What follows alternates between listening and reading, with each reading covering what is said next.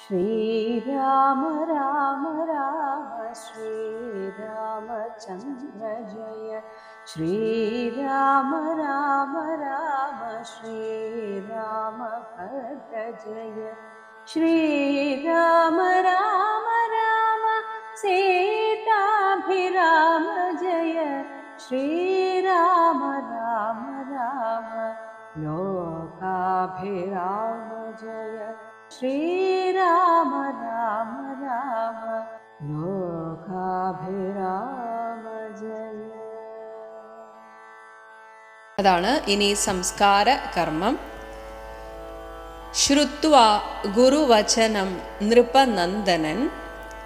ശ്രുത്വ കേട്ടിട്ട്, ഗുരുവചനം വസിഷ്ഠ മഹർഷിയുടെ വാക്കുകളെ കേട്ടിട്ട്, നൃപനന്ദനൻ രാജകുമാരനായിട്ടുള്ള ആ ഭരതൻ, കൃത്വ ചെയ്തിട്ട്, യഥാവിധി സംസ്കാര കർമ്മവും തൻ്റെ അച്ഛൻ്റെ ആ ഒരു ശവസംസ്കാര കർമ്മങ്ങളൊക്കെ ചെയ്യാനുള്ള ഒരുക്കം നടത്തി. മിത്ര ഭൃത്യ അമാത്യ സോദര ഉപാധ്യായ യുക്തനായൊരു മിത്രം, സുഹൃത്തുക്കൾ, ഭൃത്യന്മാർ, അമാത്യന്മാർ, മന്ത്രിമാർ, സോദരൻ, ഇപ്പോഴുള്ളത് ശത്രുഘ്നനാണ്. പിന്നെ ഉപാധ്യായൻ, ഉപാധ്യായൻ എന്നാൽ ഈ ഇത്തരം ബലികർമ്മങ്ങളൊക്കെ ചെയ്യിക്കാനുള്ള ബ്രാഹ്മണന്മാർ, അവരോടുകൂടെ, അതാണ് യുക്തനായൊരു ഭരതകുമാരനും. മുമ്പ് വസിഷ്ഠ മഹർഷിയുടെ നിർദ്ദേശത്താൽ ഭരതൻ വരുന്നതുവരെ ശരീരം കേടുകൂടാതിരിക്കാൻ ആ എണ്ണത്തോണിയിൽ വെച്ചിരുന്നു. അതുകൊണ്ട് താത ശരീരം എണ്ണത്തോണി തന്നിൽ നിന്ന് ആദരപൂർവം എടുത്തു നീരാടിച്ചു. അങ്ങനെ ആ എണ്ണത്തോണിയിൽ നിന്നെടുത്ത് ശരീരത്തെ വീണ്ടും കുളിപ്പിച്ചു. എന്നിട്ട് രാജാവാണ്, അതുകൊണ്ട് തന്നെ ദിവ്യാംബര ആഭരണ ലേപനങ്ങളാൽ, ദിവ്യാംബരം നല്ല ദിവ്യമായിട്ടുള്ള വസ്ത്രങ്ങൾ, ആഭരണങ്ങൾ, അതുപോലെ സുഗന്ധലേപനങ്ങൾ, ഇവയൊക്കെ കൊണ്ട് സർവ അംഗം, എല്ലാ അംഗങ്ങളും അവയവങ്ങളും അലങ്കരിച്ചിടിനാൻ. എന്നിട്ട് യഥാവിധി എല്ലാ ബഹുമതികളോടും കൂടെ ആ ശരീരം സംസ്കരിച്ചു. അതിനെ ഉപമിക്കുന്നത് ഇങ്ങനെയാണ്: അഗ്നിഹോത്രാഗ്നി തന്നാൽ അഗ്നിഹോത്രിയെ സംസ്കരിക്കും വണ്ണം. അഗ്നിഹോത്രന്മാർ എന്നാൽ എപ്പോഴും യാഗങ്ങൾ ചെയ്യാൻ തങ്ങളുടെ വീട്ടിൽ ഒരു അഗ്നി എപ്പോഴും ജ്വലിപ്പിച്ചു കൊണ്ടിരിക്കും. ആ അഗ്നി എടുത്തിട്ടാണ് എപ്പോഴും ഈ ബ്രാഹ്മണന്മാർ പല യാഗങ്ങളും ചെയ്യുന്നത്. അങ്ങനെ എന്നും വീട്ടിൽ അഗ്നി ജ്വലിപ്പിച്ചു വയ്ക്കുന്നവർ, അങ്ങനെ യാഗങ്ങൾ നടത്തുന്നവർ, അത്തരത്തിലുള്ള ബ്രാഹ്മണന്മാരെയാണ് അഗ്നിഹോത്രികൾ എന്ന് പറയുന്നത്. അങ്ങനെ അവരുടെ വീട്ടിൽ സൂക്ഷിച്ചു വെക്കുന്ന അതേ അഗ്നി തന്നെ എടുത്തിട്ട് ഈ അഗ്നിഹോത്രി മരിച്ചു കഴിഞ്ഞാൽ ആ ശരീരം ദഹിപ്പിക്കും. അപ്പോൾ ജീവിതകാലം മുഴുവൻ ആ അഗ്നി ജ്വലിച്ചുകൊണ്ടിരിക്കണം എന്നാണ്. അങ്ങനെ അവസാനം ആ ശരീരം ദഹിപ്പിക്കാനും ഇതേ അഗ്നിയാണ് എടുക്കുക. ഇതുപോലെ അതാണ് അഗ്നിഹോത്ര അഗ്നി തന്നാൽ അഗ്നിഹോത്രിയെ സംസ്കരിക്കും വണ്ണം ആചാര്യ സംയുതം. ഇവിടെ ഉദ്ദേശിക്കുന്നത് അത്രയും ബഹുമാനത്തോടെ, ഇത്രയും കാലം അദ്ദേഹം ദശരഥ മഹാരാജാവ് ആ കോസലത്തിന് വേണ്ടി, അയോധ്യയ്ക്ക് വേണ്ടി എന്തൊക്കെ നല്ല കാര്യങ്ങൾ ചെയ്തോ അതൊക്കെ ഓർമ്മിക്കുന്ന വിധത്തിലുള്ള ആ ഒരു സത്കാരപൂർവമുള്ള മരണാനന്തര ചടങ്ങുകളാണ് അവിടെ ചെയ്തത്. അങ്ങനെയുള്ള വണ്ണം ആചാര്യ സംയുതം, ആചാര്യനായ വസിഷ്ഠനോടുകൂടെ ദത്വ തിലോദകം, ദത്വ നൽകിയിട്ട്, തിലോദകം എന്നാൽ എള്ള് നിറച്ച ചോറ്, നമ്മൾ സാധാരണ പിണ്ടം വെക്കുന്ന ആ ചോറ്, അത് അന്ന് വെച്ചു. പിന്നീട് ദ്വാദശവാസരെ, ദ്വാദശം 12, 12ാമത്തെ ദിനം ഭക്ത്യാ കഴിച്ചിതു പിണ്ടവും ആദരാൽ. അങ്ങനെ അച്ഛന് പിണ്ടം വെച്ചിട്ട് അതിനുശേഷം 12ാമത്തെ ദിവസം വീട്ടിലുള്ളവർക്ക് ഒരു ഭക്ഷണമുണ്ടാകും, അത് കഴിച്ചു. പിന്നീട് വേദപരായണന്മാരാം ദ്വിജാവലിക്ക്, വേദങ്ങൾ പഠിച്ച് അതിൽ അഗ്രഗണ്യരായിട്ടുള്ള ദ്വിജാവലികൾ, ബ്രാഹ്മണക്കൂട്ടം, അതായത് ബ്രാഹ്മണന്മാർ, ആ ബ്രാഹ്മണ സമൂഹങ്ങൾക്ക് ഓദനം, അതാണ് ദ്വിജാവലിക്ക് ഓദനം, ഗോധനം, ഗോ പശുക്കൾ, പശുക്കളാകുന്ന ധനത്തെ ഗ്രാമങ്ങൾ കൊടുക്കുക, അതൊക്കെ ദാനം കൊടുക്കുകയാണ്. രത്നാംബര ഭൂഷണ ആലേപന താമ്പൂല പൂകങ്ങൾ, രത്നാംബരം, രത്നം പതിപ്പിച്ച നല്ല വസ്ത്രങ്ങൾ, ഒപ്പം ഭൂഷണം, നല്ല സ്വർണ്ണാഭരണങ്ങൾ, ലേപനം, ചന്ദനം തുടങ്ങിയ ലേപന വസ്തുക്കൾ, താമ്പൂല പൂകങ്ങൾ, വെറ്റില മുറുക്ക് തുടങ്ങിയവ, ഇതൊക്കെ ഒരു സത്കാരത്തിൻ്റെ പ്രതീകങ്ങളാണ്. ഇതൊക്കെ തന്നെ തോഷേണ, വളരെ സന്തുഷ്ടേണ ദാനവും ചെയ്തു. സ സോദരം, തൻ്റെ സോദരനായ ശത്രുഘ്നനോടും കൂടെയാണ്. അപ്പോൾ ഈ ദാനം കൊടുത്തു കഴിഞ്ഞിട്ട് വീണ് നമസ്കരിച്ച് ആശീർവചനം, ആ ബ്രാഹ്മണന്മാർ ഇവരെ ആശീർവദിക്കുകയാണ്, നല്ലത് വരട്ടെ എന്ന് പറയുന്ന ആ ഒരു ആശീർവദനമൊക്കെ സ്വീകരിച്ച് ആ ദാനവും ചെയ്ത് വിശുദ്ധനായി മേവിനാൻ.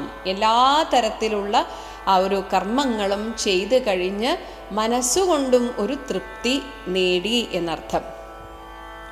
എന്നിരുന്നാലും ജാനകി ലക്ഷ്മണ സംയുക്തനായുടൻ കാനനം പ്രാപിച്ച രാമകുമാരനെ, ഇതൊക്കെ ഇവിടെ ചെയ്യേണ്ടതൊക്കെ ചെയ്തു കഴിഞ്ഞു. അത് കഴിഞ്ഞപ്പോൾ വീണ്ടും ചിന്ത ജ്യേഷ്ഠനെ പറ്റിയായി. ജാനകിയോടും ലക്ഷ്മണനോടും കൂടെ കാട്ടിൽ പോയ രാമകുമാരനെ മാനസേ ചിന്തിച്ചനുദിനം മാനവവീരനായൊരു ഭരതൻ ഇങ്ങനെ വളരെ ദുഃഖിതനായിട്ട് ചിന്തിക്കുകയാണ്.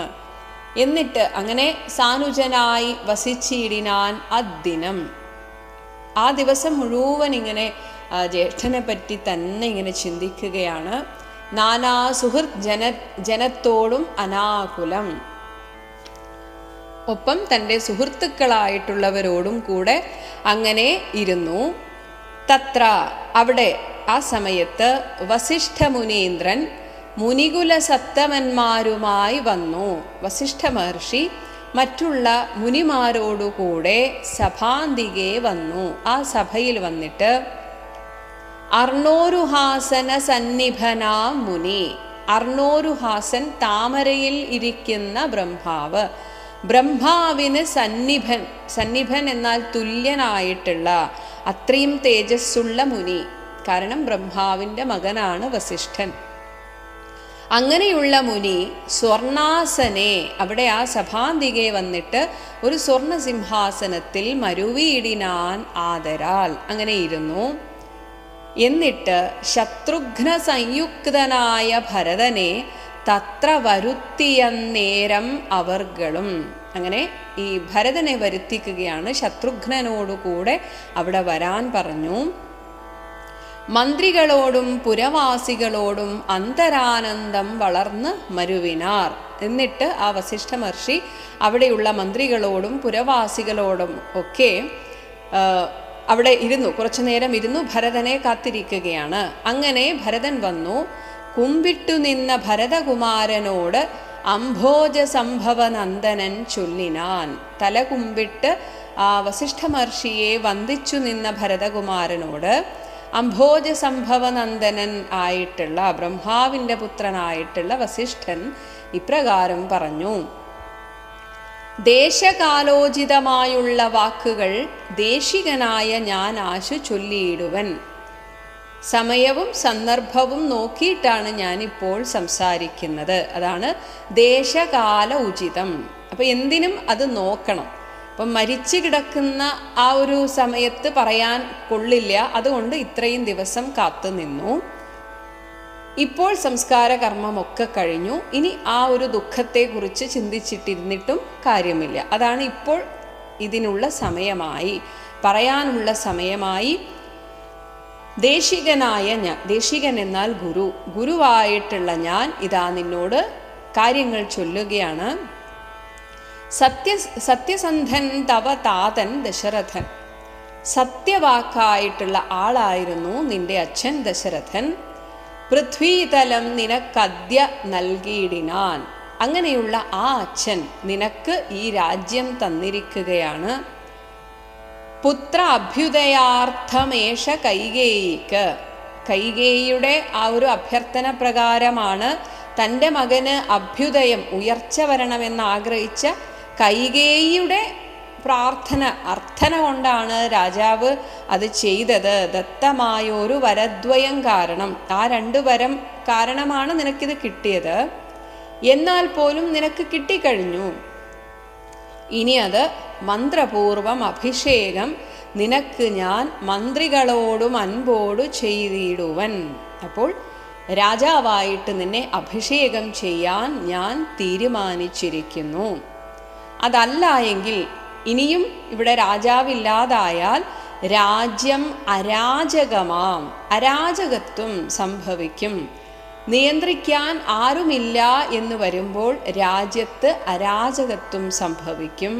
അത് ഭവാനാൽ, അങ്ങനെ അതിനൊരു കാരണക്കാരനാവരുത്. അതുകൊണ്ട് ഭവാനാൽ ഇനി ത്യാജ്യമല്ല, ഈ രാജ്യം നിനക്കിനി ഉപേക്ഷിക്കാൻ സാധിക്കില്ല എന്ന് ധരിക്ക കുമാരാനീ. താതനിയോഗം അനുഷ്ഠിക്കുകയും വേണം. അങ്ങനെയും ഒരു കാര്യമുണ്ട്. അച്ഛനായിട്ടുള്ള സത്യവാക്കായിട്ടുള്ള ദശരഥൻ പറഞ്ഞ കാര്യമാണ്, അത് നീ നിഷേധിക്കരുത്. അങ്ങനെ ചെയ്താൽ പാതകമുണ്ടാം, അതല്ലായെങ്കിലേവനും. അച്ഛൻ പറഞ്ഞ ഒരു കാര്യം അനുസരിച്ചില്ലെങ്കിൽ പാപമുണ്ടാകും. അതേസമയം ഒന്നൊഴിയാതെ ഗുണങ്ങൾ നരന്മാർക്ക് വന്നുകൂടുന്നു ഗുരുപ്രസാദത്തിനാൽ. അതേസമയം മനുഷ്യർക്ക് എപ്പോഴും ഐശ്വര്യങ്ങൾ ഉണ്ടാകുന്നത് നമ്മുടെ മുതിർന്നവരെ ബഹുമാനിച്ച് അവരുടെ ഉള്ളിൽ നിന്ന്, അവരൊന്നും പറയണ്ട, അവരുടെ ആ സന്തോഷം തന്നെ നമുക്ക് അനുഗ്രഹമായി തീരും. അച്ഛൻ, അമ്മ, ഗുരുക്കന്മാർ, ഇങ്ങനെ നമുക്ക് മുതിർന്ന നമ്മളോട് വാത്സല്യമുള്ള ആളുകളെ എപ്പോഴും അനുസരിക്കുകയും ബഹുമാനിക്കുകയും ചെയ്യുമ്പോൾ അവരുടെ ഉള്ളിലുള്ള ആ അനുഗ്രഹം മാത്രം മതി നമുക്ക് ജീവിതത്തിൽ ഉയർച്ചയുണ്ടാവാൻ. അതാണ് ഒന്നൊഴിയാതെ ഗുണങ്ങൾ നരന്മാർക്ക് വന്നുകൂടുന്നു ഗുരുപ്രസാദത്തിനാൽ. ഗുരു എന്നതുകൊണ്ട് അച്ഛൻ, അമ്മ, ഗുരുക്കന്മാർ, ഇങ്ങനെ നമ്മുടെ മുതിർന്ന കാരണവന്മാർ എന്ന് പറയും. എന്നരുൾ ചെയ്ത വസിഷ്ഠമുനിയോട് നന്നായി തൊഴുതുണർത്തിച്ചു ഭരതനും. പക്ഷെ ഭരതന് മനസ്സുകൊണ്ട് അത് സ്വീകരിക്കാൻ സാധിക്കുന്നില്ല. അങ്ങനെ ഭരതൻ പറഞ്ഞു, ഇന്നടിയെന്ന് രാജ്യം കൊണ്ട് കിം ഫലം, എനിക്ക് രാജ്യം കൊണ്ട് എന്ത് കാര്യം? മന്നവനാകുന്നതും മമ പൂർവജൻ. യഥാർത്ഥത്തിൽ ഇവിടുത്തെ രാജാവ് എൻ്റെ ജ്യേഷ്ഠനാണ്, രാമനാണ്. ഞങ്ങൾ അവനുടെ കിങ്കരന്മാരത്രേ, ഞങ്ങൾക്കതിനുള്ള യോഗ്യതയുള്ളൂ. ആ ഭഗവാന്റെ, ആ ജ്യേഷ്ഠൻ്റെ കൈങ്കര്യം ചെയ്യുക, ദാസ്യവേല, അതാണ് ഞങ്ങൾക്കിഷ്ടം. നിങ്ങളിതെല്ലാം അറിഞ്ഞല്ലോ മേവുന്നു, നിങ്ങൾക്കിതറിയാത്തതല്ലല്ലോ, പിന്നെ എന്തിനാണ് എന്നെ നിർബന്ധിക്കുന്നത് എന്നാണ് ഭരതൻ ചോദിക്കുന്നത്. ശ്രീരാമസന്നിധിയിലേക്ക് ഭരതൻ്റെ യാത്ര. നാളെ പുലർക്കാലെ പോകുന്നതുണ്ട് ഞാൻ, നാളീകനേത്രനെ, താമരക്കണ്ണനായിട്ടുള്ള ആ ശ്രീരാമചന്ദ്രനെ കൊണ്ടിങ്ങു പോരുവാൻ. ഇനി ആരൊക്കെയാണ് വരേണ്ടത് എൻ്റെ കൂടെ എന്ന് ഭരതൻ പറയുന്നു. ഞാനും ഭവാനും, വസിഷ്ഠ മഹർഷിയോടാണ് പറയുന്നത്. അതുകൊണ്ട് പറയാണ്, അങ്ങും അരുന്ധതി ദേവിയും നാനാപുരവാസികളും, ഇവിടെയുള്ള എല്ലാ ആളുകളും, അമാത്യരും മന്ത്രിമാരും ആന, തേർ, കാലാൾ, കുതിരപ്പടയോടും ആനക, ശംഖ, പടഹവാദ്യത്തോടും, ആ ഒരു ഡ്രമ്മ് പോലെയുള്ള ഉപകരണം, വാദ്യോപകരണം, ശംഖം, പടഹവാദ്യം, ഇതൊക്കെ എടുത്തിട്ട് സോദര, ഭൂസുര, താപസ, സാമന്ത, സോദരന്മാർ, ഇവിടെ ഇപ്പോൾ ഒരാളേ ഉള്ളൂ, ശത്രുഘ്നൻ. ഭൂസുരന്മാർ എന്നാൽ ഭൂമിയിലെ സുരന്മാർ, ബ്രാഹ്മണന്മാർ. താപസന്മാർ, അവിടെ ആ കോസലവുമായിട്ട് ബന്ധപ്പെട്ട്, അയോധ്യയുമായി ബന്ധപ്പെട്ടുള്ള താപസന്മാർ. സാമന്ത മേദിനീപാലക, സാമന്ത രാജാക്കന്മാർ, അതായത് ഇന്നിപ്പോൾ രാജ്യവും സംസ്ഥാനവും പോലെ പണ്ടും അങ്ങനെ ഉണ്ടായിരുന്നു. ഒരു രാജ്യവും ആ രാജ്യത്തിനെ സഹായിക്കാൻ എന്ന പോലെ ചെറിയ ചെറിയ നാട്ടുരാജ്യങ്ങളും അതിനോരോ രാജാക്കന്മാരും. അതാണ് സാമന്ത രാജാക്കന്മാർ. മേദിനി പാലകന്മാർ എന്നാൽ രാജാക്കന്മാർ. ഇനി വൈശ്യ ശൂദ്രാദിയും. ഇവിടെ വൈശ്യന്മാർ എന്നതുകൊണ്ട് വ്യാപാരികൾ, ശൂദ്രാദികളായിട്ടുള്ള ദാസന്മാർ. സാദരം ആശു, വളരെ പെട്ടെന്ന്, നമുക്കിനി സമയമില്ല. ഇനി പറയുന്നു കൈകേയി ഒഴിഞ്ഞുള്ള അമ്മയെ, സ്വന്തം അമ്മയെ വേണ്ട, കൂട്ടണ്ട എന്നാണ് പറയുന്നത്. എന്നിട്ട് ആ അമ്മ ഒഴിച്ചുള്ള മാതൃജനങ്ങളുമായിട്ട് പോകണം. രാമനിങ് ആഗമിച്ചിടുവോളം, നമ്മൾ പോയാലും ശ്രീരാമചന്ദ്രൻ ഒരു പക്ഷേ തിരിച്ചു വരാൻ കൂട്ടാക്കിയില്ല എങ്കിൽ ശ്രീരാമചന്ദ്രൻ നമ്മുടെ കൂടെ ഇങ്ങു വരുവോളം ഞങ്ങൾ ഭൂമിയിൽ തന്നെ ശയിക്കുന്നതേയുള്ളൂ, ഞങ്ങളും ഭൂമിയിൽ കിടന്നുറങ്ങും. മൂലഫലങ്ങൾ ഭുജിച്ച്, അവരെ പോലെ തന്നെ കാട്ടിൽ കിട്ടുന്ന മൂലഫലങ്ങളൊക്കെ ഭക്ഷണമായി കഴിച്ച്, ഭസിതവും ഭസ്മം ആലേപനം ചെയ്ത്, തികച്ചും സന്യാസിമാരെ പോലെ വൽക്കലവും പൂണ്ട്, താപസവേഷം ധരിച്ച്, ജട പൂണ്ട്, താപം കലർന്ന്, ദുഃഖമുണ്ട്, കാരണം ജ്യേഷ്ഠൻ വരാതിരിക്കുന്നു എങ്കിൽ, അതാണ് അങ്ങനെ താപം കലർന്ന് വസിക്കുന്നതേയുള്ളൂ. ജ്യേഷ്ഠൻ്റെ മനസ്സ് മാറ്റാൻ പരമാവധി ശ്രമിച്ചുകൊണ്ട് അവിടെ തന്നെ കിടക്കും. യുദ്ധം ഭരതൻ പറഞ്ഞതു കേട്ട്, ഇങ്ങനെയൊക്കെ ഭരതൻ പറഞ്ഞത് കേട്ട് ആ രാജസദസ്സിലെ അവരൊക്കെ കേട്ടവർ എത്രയും നന്നു, ഓ എന്തൊരു മഹനീയമായ ചിന്താഗതിയാണ് എന്ന് ചൊല്ലിയിടിനാർ. ചിത്തേ നിനക്കിത് തോന്നിയത് അത്ഭുതം, ആരാ ഇങ്ങനെയൊക്കെ ചെയ്യുക? ഒരു രാജ്യം കിട്ടിയിട്ട് എനിക്കത് വേണ്ട, ഇതിൻ്റെ യഥാർത്ഥ ഉടമസ്ഥൻ അതെൻ്റെ ജ്യേഷ്ഠനാണ് എന്ന് പറഞ്ഞ് ആ ജ്യേഷ്ഠനെ കൊണ്ടുപോകാനായിട്ട്, ജ്യേഷ്ഠൻ എങ്ങനെ പോയോ അതേ വസ്ത്രം ധരിച്ച് പോകാം എന്നൊക്കെ പറയുന്നുണ്ടെങ്കിൽ അതെത്രമാത്രം മഹനീയമായ ചിന്തയാണ്. എന്നിട്ട് പറയുന്നു, ഉത്തമന്മാരിൽ അത്യുത്തമനല്ലോ നീ, ഇതിലപ്പുറം എങ്ങനെയാ വാഴ്ത്തേണ്ടത് നിന്നെ? സാധുക്കളേവം പുകഴ്ത്തുന്നതു നേരം, ഇങ്ങനെയൊക്കെ അവർ പുകഴ്ത്തി. അങ്ങനെ ആ ദിവസം കഴിഞ്ഞു. ആദിത്യദേവൻ ഉദിച്ചു, പിറ്റേന്ന് സൂര്യൻ ഉദിച്ചു. ഭരതനും ശത്രുഘ്നനോടുകൂടെ പുറപ്പെട്ടിതു. തത്ര സുമന്ത്ര നിയോഗേന സൈന്യവും, സുമന്ത്രർ അവിടെ ആരൊക്കെയാണ് കൂടെ വരേണ്ടത് എന്ന ആ ഒരു കാര്യമൊക്കെ എല്ലാം നോക്കി നടത്തി. അങ്ങനെ സുമന്ത്രർ പറഞ്ഞ പ്രകാരമുള്ള സൈന്യം സത്വരം രാമനെ കാണാൻ നടന്നിതു. ചിത്തേ നിറഞ്ഞു വഴിഞ്ഞ മോദത്തോടും, കാരണം കുറച്ച് ദിവസമായി ശ്രീരാമചന്ദ്രനെ കണ്ടിട്ട് കാണാൻ പോവുകയാണല്ലോ എന്ന സന്തോഷത്തോടെ. രാജദാരങ്ങൾ, രാജാവിൻ്റെ ഭാര്യമാർ, കൗസല്യാദികൾ തഥാ, പിന്നെ പേര് കേട്ട 3 ഭാര്യമാരായിട്ടുള്ള കൗസല്യ, അവിടെ കൈകേയിയെ കൂട്ടുന്നുണ്ട് എന്നാണ് ഞാൻ മനസ്സിലാക്കുന്നത്. തഥാ രാജീവനേത്രനെ കാണാൻ നടന്നിതു, രാജീവനേത്രനായിട്ടുള്ള ശ്രീരാമചന്ദ്രനെ കാണാൻ പോയി. താപസശ്രേഷ്ഠൻ വസിഷ്ഠനും പത്നിയും താപസവൃന്ദേന സാകം പുറപ്പെട്ടു. വസിഷ്ഠനെ പോലെയുള്ള മറ്റു താപസന്മാർ, അപ്പോൾ വസിഷ്ഠ മഹർഷിയുടെ കൂടെ ഭാര്യയായ അരുന്ധതിയും ഉണ്ട്. അങ്ങനെ എല്ലാവരും കൂടെ അങ്ങനെ പുറപ്പെട്ടു.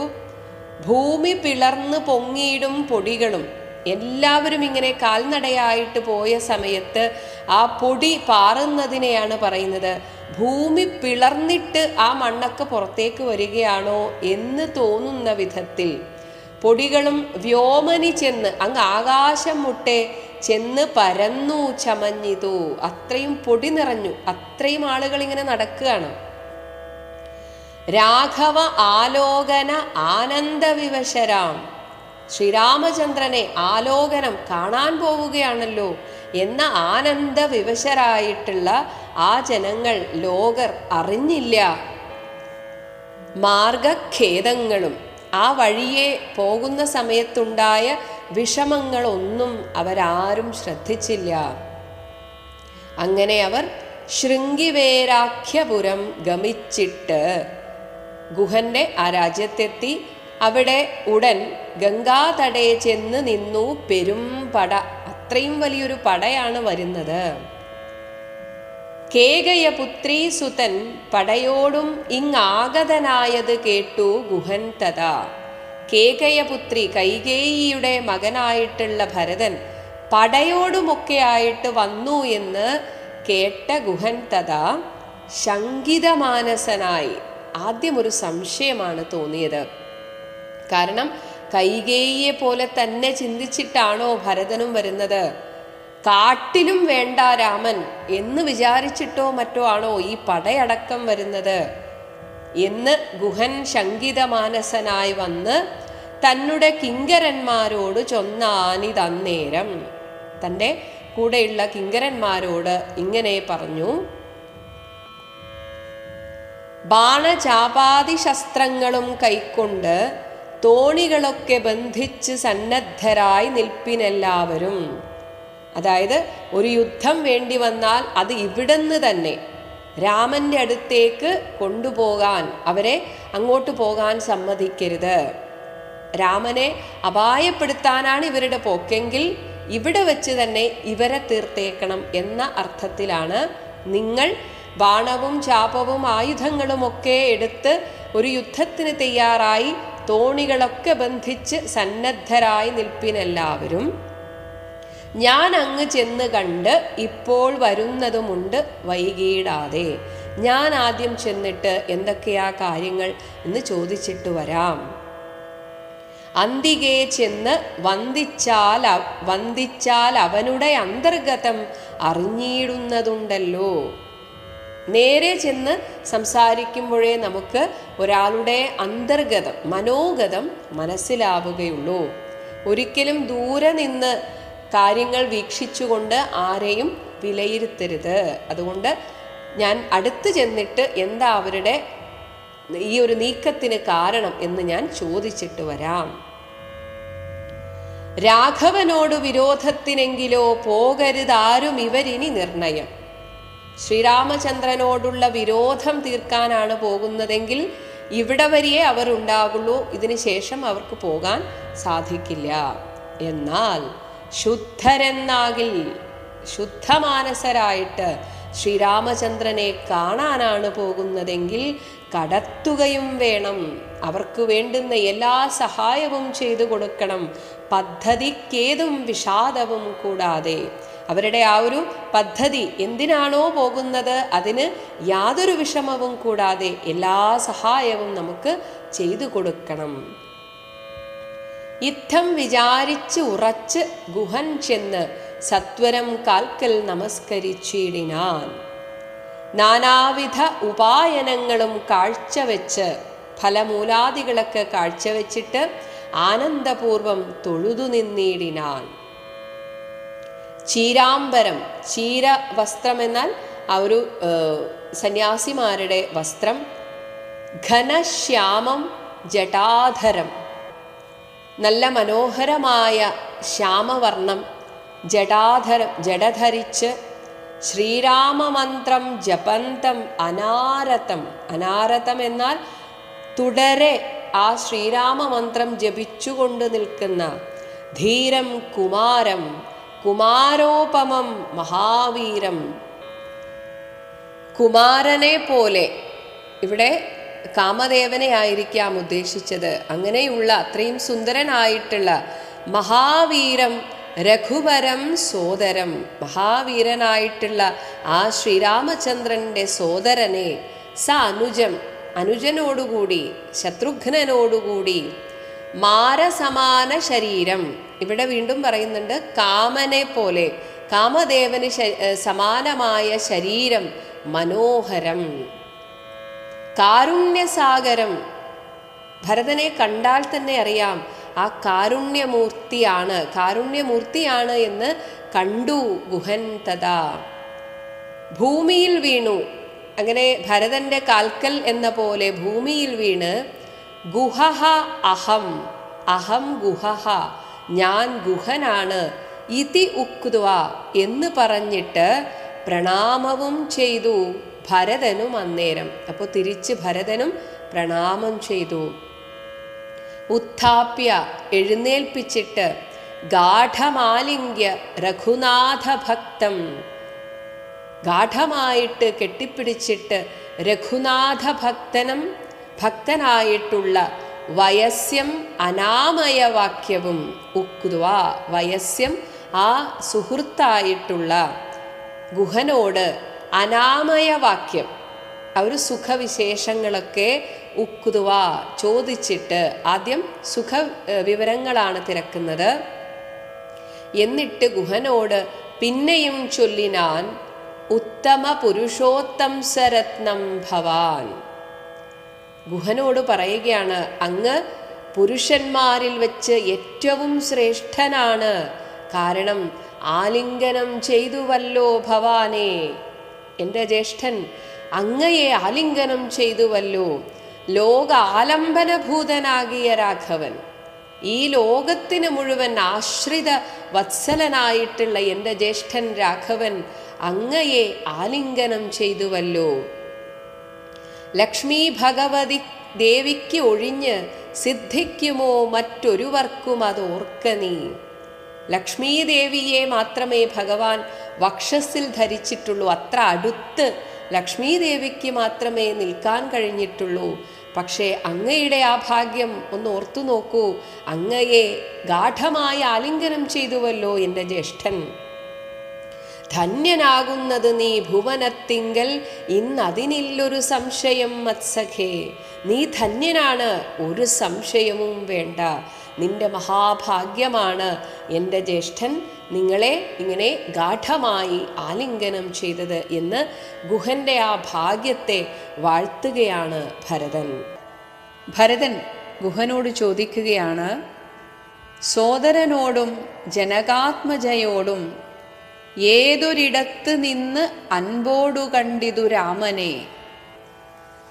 സഹോദരനായ ലക്ഷ്മണനോടും സീതാദേവിയോടും കൂടെ ഏത് സ്ഥലത്ത് വെച്ചാണ് ഗുഹൻ ശ്രീരാമചന്ദ്രനെ കണ്ടത്? അപ്പോൾ അവൻ എന്ത് പറഞ്ഞതും, എൻ്റെ ജ്യേഷ്ഠൻ രാമൻ എന്താണ് താങ്കളോട് പറഞ്ഞത്? നീ മുതാ രാമനോട് എന്തൊന്നു ചൊന്നതും അതിന് മറുപടിയായിട്ട് താങ്കൾ എന്താണ് പറഞ്ഞത്? യാതൊരിടത്ത് ഉറങ്ങി രഘുനായകൻ. എവിടെയാ, ഏത് സ്ഥലത്താ എൻ്റെ ജ്യേഷ്ഠൻ ഉറങ്ങിയത്? സീതയോടും കൂടെ. നീ അവിടം മുതാ കാട്ടിത്തരിക, ഒന്ന് കാണിച്ചു തരൂ എനിക്ക് എന്ന് കേട്ട് ഗുഹൻ തഥാ വാട്ടമില്ലാതൊരു സന്തോഷചേതസ. ആ ഭരതന്റെ ആവേശം കണ്ടിട്ട് ഗുഹനും സന്തോഷം അങ്ങോട്ട് നിറഞ്ഞു. അങ്ങനെ മനസ്സിൽ ചിന്തിച്ചു, ഭക്തൻ ഭരതൻ അത്യുത്തമൻ. ഗുഹൻ മനസ്സിലിങ്ങനെ വിചാരിച്ചു, തൻ ചിത്തെ നിരൂപിച്ചുടൻ നടന്നിടിനാൻ. ഭരതനെ കൂട്ടിയിട്ട് അവിടെ കാണിച്ചു കൊടുക്കാൻ പോവുകയാണ്. എത്ര സുപ്തോ, എവിടെ ഉറങ്ങിയോ, നിശി രാത്രിയിൽ, രാഘവൻ സീതയാ, സീതയോടുകൂടെ എവിടെയാണോ രാത്രി ഉറങ്ങിയത്, തത്ര ഗത്വ, അവിടെ ചെന്നിട്ട് ഗുഹൻ സത്വരം ചൊല്ലിനാൻ. ഗുഹൻ ഇപ്രകാരം പറഞ്ഞു, കണ്ടാലുമെങ്കിൽ, കാണണമെങ്കിൽ കണ്ടുകൊള്ളുക. കുശ ആസ്ത്രിതം, കുശപ്പുല്ലുകൊണ്ട് ആസ്ത്രിതം വിരിച്ച, എന്നിട്ട് സീതയാ കൊണ്ടൽ വർണ്ണൻ തൻ മഹാശയനസ്ഥലം, അങ്ങനെ വിരിച്ച് സീതയോടുകൂടെ കിടന്നുറങ്ങിയ ആ കുശപ്പുല്ലിൻ്റെ ആ കിടക്ക, അങ്ങനെ കിടക്ക പോലെ വിരി പോലെ ആക്കി വെച്ചത് കണ്ടുകൊള്ളുക. കണ്ടു ഭരതനും മുക്ത ബാഷ്പോദകം. ഇത് കണ്ടിട്ട് ഭരതൻ ബാഷ്പോദകം, കണ്ണുനീർ മുക്തം എന്നാൽ കണ്ണുനീരങ്ങനെ ഒലിപ്പിച്ചുകൊണ്ട് തൊണ്ട വിറച്ച് സഗദ്ഗതം ചൊല്ലിനാൻ. സീതാദേവിയെ ഓർത്താണ് ആദ്യം ദുഃഖിക്കുന്നത്. ഹാ സുകുമാരി മനോഹരി ജാനകി പ്രാസാദമൂർധനി സുവർണതൽപ്പസ്ഥലെ, ആ മണിമാളികയിൽ സ്വർണക്കട്ടിലിന്മേൽ കോമള സ്നിഗ്ധ ധവളാംബര ആസ്തൃതേ, നല്ല മിനുമിനുത്ത സ്നിഗ്ധമായിട്ടുള്ള ധവളം വെളുത്ത പട്ടുവസ്ത്രത്തിൽ, ആ ആസ്തൃതേ ആ വിരിപ്പിൽ രാമേണ രാമനോടുകൂടെ ശേതേ മഹാസുഖം, സുഖമായിട്ട് ജ്യേഷ്ഠനോടുകൂടെ കിടന്നുറങ്ങിയ എൻ്റെ ജ്യേഷ്ഠത്തിയമ്മ, ആ ജ്യേഷ്ഠത്തിയമ്മ കഥം എങ്ങനെ ഭഗവാനെ ശേതേ ഇവിടെ ഉറങ്ങിയല്ലോ, കുശമയവിഷ്ടരെ ഈ കുശപ്പുല്ല്, ആ പരുപരുത്ത കുശപ്പുല്ലിൽ നിഷ്ഠുരമായ ഒരു കാഴ്ചയാണ് എനിക്കിത്. തീർച്ചയായും സീതാദേവി ഖേദേന സങ്കടം വന്നിട്ടുണ്ടാവില്ലേ എന്ന് സ്വയം ചിന്തിക്കുകയാണ്. മദീയ അഗ്രജന്മന, എൻ്റെ ജ്യേഷ്ഠനായിട്ടുള്ള രാമനോടുകൂടെ ഈ കുശപ്പുല്ലിൽ ഉറങ്ങിയ സീതാദേവി എത്രമാത്രം ദുഃഖിച്ചിട്ടുണ്ടാകും. അതിന് കാരണക്കാരൻ മദ്ദോഷകാരണാൽ എന്നത് ചിന്തിച്ച് ഇതൊക്കെ എനിക്ക് വേണ്ടി എൻ്റെ അമ്മ ചെയ്തു വെച്ചതാണല്ലോ. ഈ ദേഹം, ഞാനിതാ എൻ്റെ ദേഹത്തെ ആശു പരിത്യജിച്ചിടുവൻ, ഞാൻ ഇത് കളയുകയാണ്, ഞാൻ മരിക്കാൻ പോവുകയാണ്. കിൽബിഷകാരിണിയായ ഒരു പാപിയായ കൈകേയി തൻ ഗർഭത്തിൽ വന്ന് ജനിച്ചൊരു കാരണം, ഞാൻ ദുഷ്കൃതിയായി, ഞാനൊരു പാപിയായി തീർന്നല്ലോ, പാപിയാം എന്നെയും ധിക്കരിച്ചിടേൻ, സ്വയം ഇങ്ങനെ ഞാനിങ്ങനെ ആയിപ്പോയല്ലോ എന്നിങ്ങനെ സ്വയം കുറ്റപ്പെടുത്തുകയാണ് പിന്നെയും പിന്നെയും. എന്നിട്ട് തൻ്റെ അനുജനായ ലക്ഷ്മണന് വന്ന ഭാഗ്യത്തെക്കുറിച്ച് ആലോചിക്കുകയാണ്. ജന്മസാഫല്യവും വന്നത് അനുജന്, നിർമ്മലമാനസൻ, ഭാഗ്യവാൻ എത്രയും, അഗ്രജൻ തന്നെ പരിചരിച്ചെപ്പോഴും എല്ലാ സമയത്തും ജ്യേഷ്ഠൻ്റെ കൂടെ വ്യഗ്രം വനത്തിന് പോയത് അവനല്ലോ. അവനൊട്ടും ചിന്തിച്ചില്ല, മറ്റൊന്നും ചിന്തിക്കാതെ പെട്ടെന്ന് തന്നെ ജ്യേഷ്ഠൻ്റെ കൂടെ പോകാൻ അവന് തോന്നിയല്ലോ. ദാസന്മാർക്ക് ദാസനായിട്ട് ഈ കാട്ടിൽ ആ ശ്രീരാമദാസന്റെ ദാസന്മാർക്ക് ദാസനായിട്ട് ആരൂഢ ഭക്തി പൂണ്ട്, അത്രയും ഭക്തിയോടെ ഏഷ ഞാനും, ഇതാ ഈ ഞാനും സദാ നിത്യവും സേവിച്ചുകൊള്ളുവൻ എന്നാൽ വരും. അങ്ങനെ ചെയ്യുകയാണെങ്കിൽ മർത്യജന്മത്തിൽ ഫലമെന്ന് നിർണയം, എങ്കിൽ മാത്രമേ എൻ്റെ ഈ മനുഷ്യജന്മം കൊണ്ട് എന്തെങ്കിലും ഒരു കാര്യമുള്ളൂ. എന്നിട്ട് ഗുഹനോട് വീണ്ടും ചോദിക്കുന്നു, ചൊല്ലൂ നീ എന്നോട്, എവിടെ വസതി, എവിടെയാ എൻ്റെ ജ്യേഷ്ഠൻ വസിക്കുന്നത്? കൗസല്യാതനയൻ രാമൻ, അവിടേക്ക് വൈകാതെ ചെന്ന് ഞാൻ ഇപ്പോൾ തന്നെ പോവുകയാണ്, എന്നിട്ട് ഞാനിങ്ങ് കൂട്ടിക്കൊണ്ടുപോരുവൻ എന്നത് കേട്ട് ഗുഹനു മുര ചെയ്താൻ. മംഗലദേവതാ വല്ലഭൻ, ആ ലക്ഷ്മീദേവിയുടെ വല്ലഭനായിട്ടുള്ള ഭഗവാൻ തങ്കൽ ഇങ്ങനെയുള്ളൊരു ഭക്തിയുണ്ടാകയാൽ പുണ്യവാന്മാരിൽ വച്ച് അഗ്രേസരൻ ഭവാൻ, അങ്ങ് പുണ്യം ചെയ്തവരിൽ വെച്ച് ഏറ്റവും ശ്രേഷ്ഠനാണ്. നിർണയം, അതിൽ യാതൊരു സംശയവും വേണ്ട. എങ്കിലോ കേൾക്ക മഹാമതേ, അതുകൊണ്ട് കേൾക്കുക. ഗംഗാനദി കടന്നാൽ അടുത്ത് എത്രയും മംഗളമായുള്ള ചിത്രകൂടാചലം, ഈ നദി കടന്നാൽ അവിടെ ചിത്രകൂടാചലമുണ്ട്. തന്നികടെ, അതിൻ്റെ തൊട്ടടുത്തായിട്ട്, അതിൻ്റെ താഴെയായിട്ട്, ആ പർവ്വതത്തിൻ്റെ ആ ഒരു പ്രാന്തപ്രദേശത്തായിട്ട് വസിക്കുന്നിതു സീതയ തന്നുടെ സോദരനോടും യഥാസുഖം. ശ്രീരാമചന്ദ്രൻ സുഖമായിട്ട് അവിടെ വസിക്കുന്നു. ഇത്തം ഗുഹോക്തികൾ കേട്ട് ഭരതനും പറഞ്ഞു, തത്ര ഗച്ഛാമഹേ, നമുക്കെല്ലാവർക്കും അങ്ങോട്ട് പോകാം, ശീഘ്രം, ഇനി സമയം കളയണ്ട പ്രിയ സഖേ. എന്നിട്ട് ഗുഹനോട് പറയുകയാണ്, തർത്തും കടക്കുവാൻ അമർത്യതടിനിയെ, അമർത്യലോകം ദേവലോകം സ്വർഗലോകം, അവിടുത്തെ തടിനി നദിയായിട്ടുള്ള ഈ ഗംഗയെ കടക്കുവാൻ സത്വരം കർത്തുമുദ്യോഗം, അതിനുള്ള ഏർപ്പാടുകൾ ചെയ്യൂ. സമർത്ഥഃ ഭവ അദ്യ നീ അതിന് സമർത്ഥനാണ് എന്ന് എനിക്കറിയാം. ശ്രുത്വാ ഭരതവാക്യം ഗുഹൻ സാദരം ഗത്വാ വിബുധ നദിയെ കടത്തുവാൻ, വിബുധന്മാരുടെ ദേവന്മാരുടെ ലോകത്തെ ആ നദിയെ കടത്തുവാൻ ഗുഹൻ വേണ്ട ഏർപ്പാടുകൾ ചെയ്തു. ഭൃത്യജനത്തോടുകൂടെ സസംഭ്രമം, എല്ലാം വളരെ പെട്ടെന്നാണ്. വിസ്താരയുക്തം, കാരണം അത്രയും വലിയൊരു പടയാണ് വന്നിരിക്കുന്നത്. അതുകൊണ്ട് തന്നെ ഏറ്റവും ഉള്ളതിൽ വലുപ്പമുള്ള മഹാക്ഷേപണീയുധം, വലിയ തുഴയും തോണിയുടെ അഗ്രഭാഗം അത്രയും വലുപ്പമുള്ള, അങ്ങനെ ഏറ്റവും വലിയ തോണി എന്നർത്ഥം. അങ്ങനെയുള്ള ആ തോണിയെ അഞ്ജസ വളരെ പെട്ടെന്ന് കൂലദേശം, ആ തീരത്ത്, ഗംഗാതീരത്ത് അങ്ങനെ നിറച്ചിയിടിനാൻ. എത്ര? 500 തോണി വരുത്തി നിരത്തിനാൻ. 500 തോണിയാണ് വരുത്തിയത്.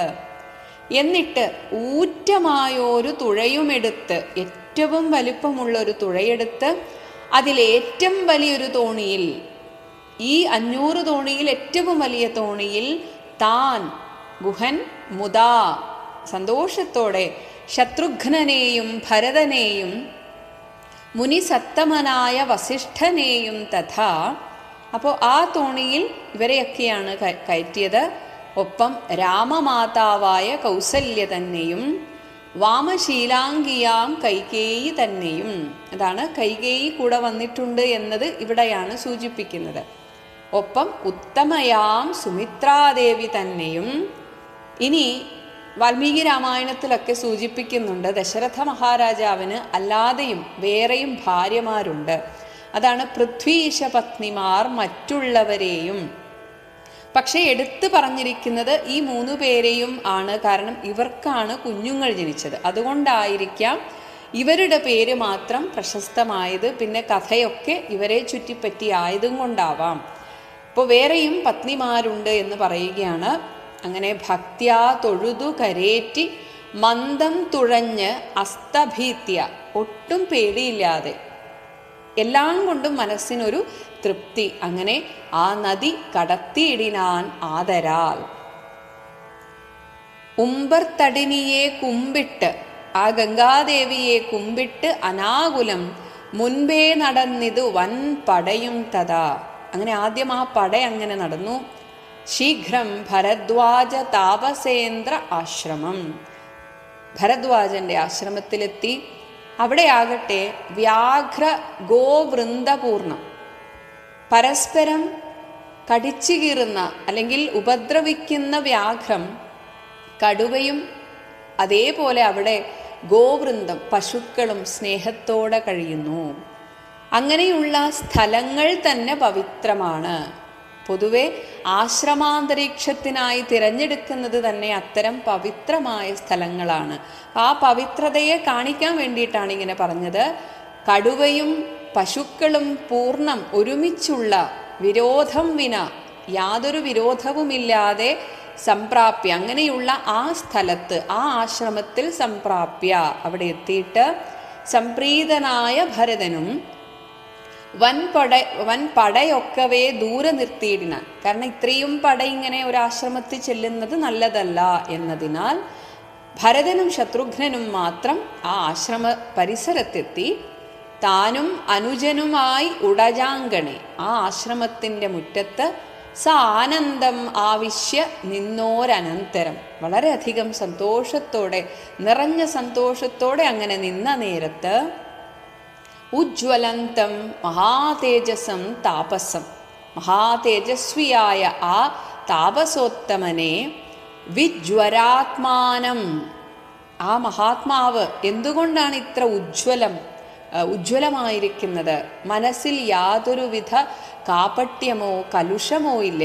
അതാണ് വിജ്വര, മനസ്സിൽ യാതൊരു വിധത്തിലുള്ള കലുഷവുമില്ലാത്ത ആത്മാനം, മനസ്സോടുകൂടിയ ആ ഭരദ്വാജ മഹർഷി ആസീനം വിധിസമം, എങ്ങനെയിരിക്കുന്നു? ആ ബ്രഹ്മാവിന് തുല്യം തേജസ്സോടുകൂടെ എന്നാണ്. വിധിസമം, അങ്ങനെ ആ മഹർഷിയെ കണ്ടിട്ട് ദൃഷ്ട്വാ നനാമ, നമസ്കരിച്ചു. സാഷ്ടാംഗം സസോദരം, സോദരനോടുകൂടെ നമസ്കരിച്ചു. എന്നിട്ട് പുഷ്ടഭക്തിയ, നിറഞ്ഞു തുളുമ്പിയ ഭക്തിയോടുകൂടെ ഭരദ്വാജമുനീശ്വരം, ഭരദ്വാജമുനീശ്വരനെ ഇപ്രകാരമൊക്കെ വന്ദിച്ചു എന്ന് അർത്ഥം. അപ്പോൾ ഈ വന്നിരിക്കുന്നത് ദശരഥനന്ദനം ബാലകം ജ്ഞാത്വ, ദശരഥപുത്രനായിട്ടുള്ള ഭരതനാണ് ഈ വന്നിരിക്കുന്നത് എന്നറിഞ്ഞിട്ട് പ്രീത്യായേവ, സന്തോഷത്തോടുകൂടെ തന്നെ പൂജയാമാസ മുനീന്ദ്രനും, ആ മുനി ഇവരെ വളരെ നന്നായിട്ട് പൂജിച്ചു. ഹൃഷ്ടവാച, സന്തോഷമുള്ള വാക്കുകളെ കൊണ്ട് കുശലപ്രശ്നവും ചെയ്തു. എന്നിട്ട് ദൃഷ്ട്വ തഥാ ജടാവൽക്കലധാരണം, ആ ജടാവൽക്കലങ്ങളൊക്കെ ധരിച്ച് അങ്ങനെ കണ്ടപ്പോൾ തുഷ്ടി കലർന്നു, ഉള്ളിൽ സന്തോഷമുണ്ട്. കാരണം ജ്യേഷ്ഠനു വേണ്ടി ഇങ്ങനെ ഒരു ത്യാഗം ചെയ്യാൻ മനസ്സ് കാണിച്ചതിൻ്റെ സന്തോഷമുണ്ട്. എങ്കിലും തുഷ്ടി കലർന്ന് അരുൾ ചെയ്താൻ, ഇതെന്തടോ, ഇതെന്തിനാണിങ്ങനെ? കഷ്ടം ഈ കോപ്പ് ഉപപന്നമല്ലൊട്ടുമേ, ഇങ്ങനെ ഈ കോപ്പ് കൂട്ടി ഇറങ്ങിയത് വേണ്ടായിരുന്നു. രാജ്യവും പാലിച്ച് നാനാജനങ്ങളാൽ പൂജ്യനായോരു നീ എന്തിനാ ഇങ്ങനെ? നീ ഒരു രാജ്യം ഭരിച്ച് അങ്ങനെ നിൽക്കേണ്ട നീ എന്തിനാണിങ്ങനെ വൽക്കലവും ജടയും പൂണ്ട് താപസമുഖ്യവേഷത്തെ പരിഗ്രഹിച്ചിടുവാൻ? എല്ലാവരാലും പൂജിക്കപ്പെട്ട് രാജഭരണം ആസ്വദിക്കേണ്ട നീ എന്തിനാണ് ഇങ്ങനെയൊരു പ്രവൃത്തി? അത് വേണ്ടായിരുന്നു.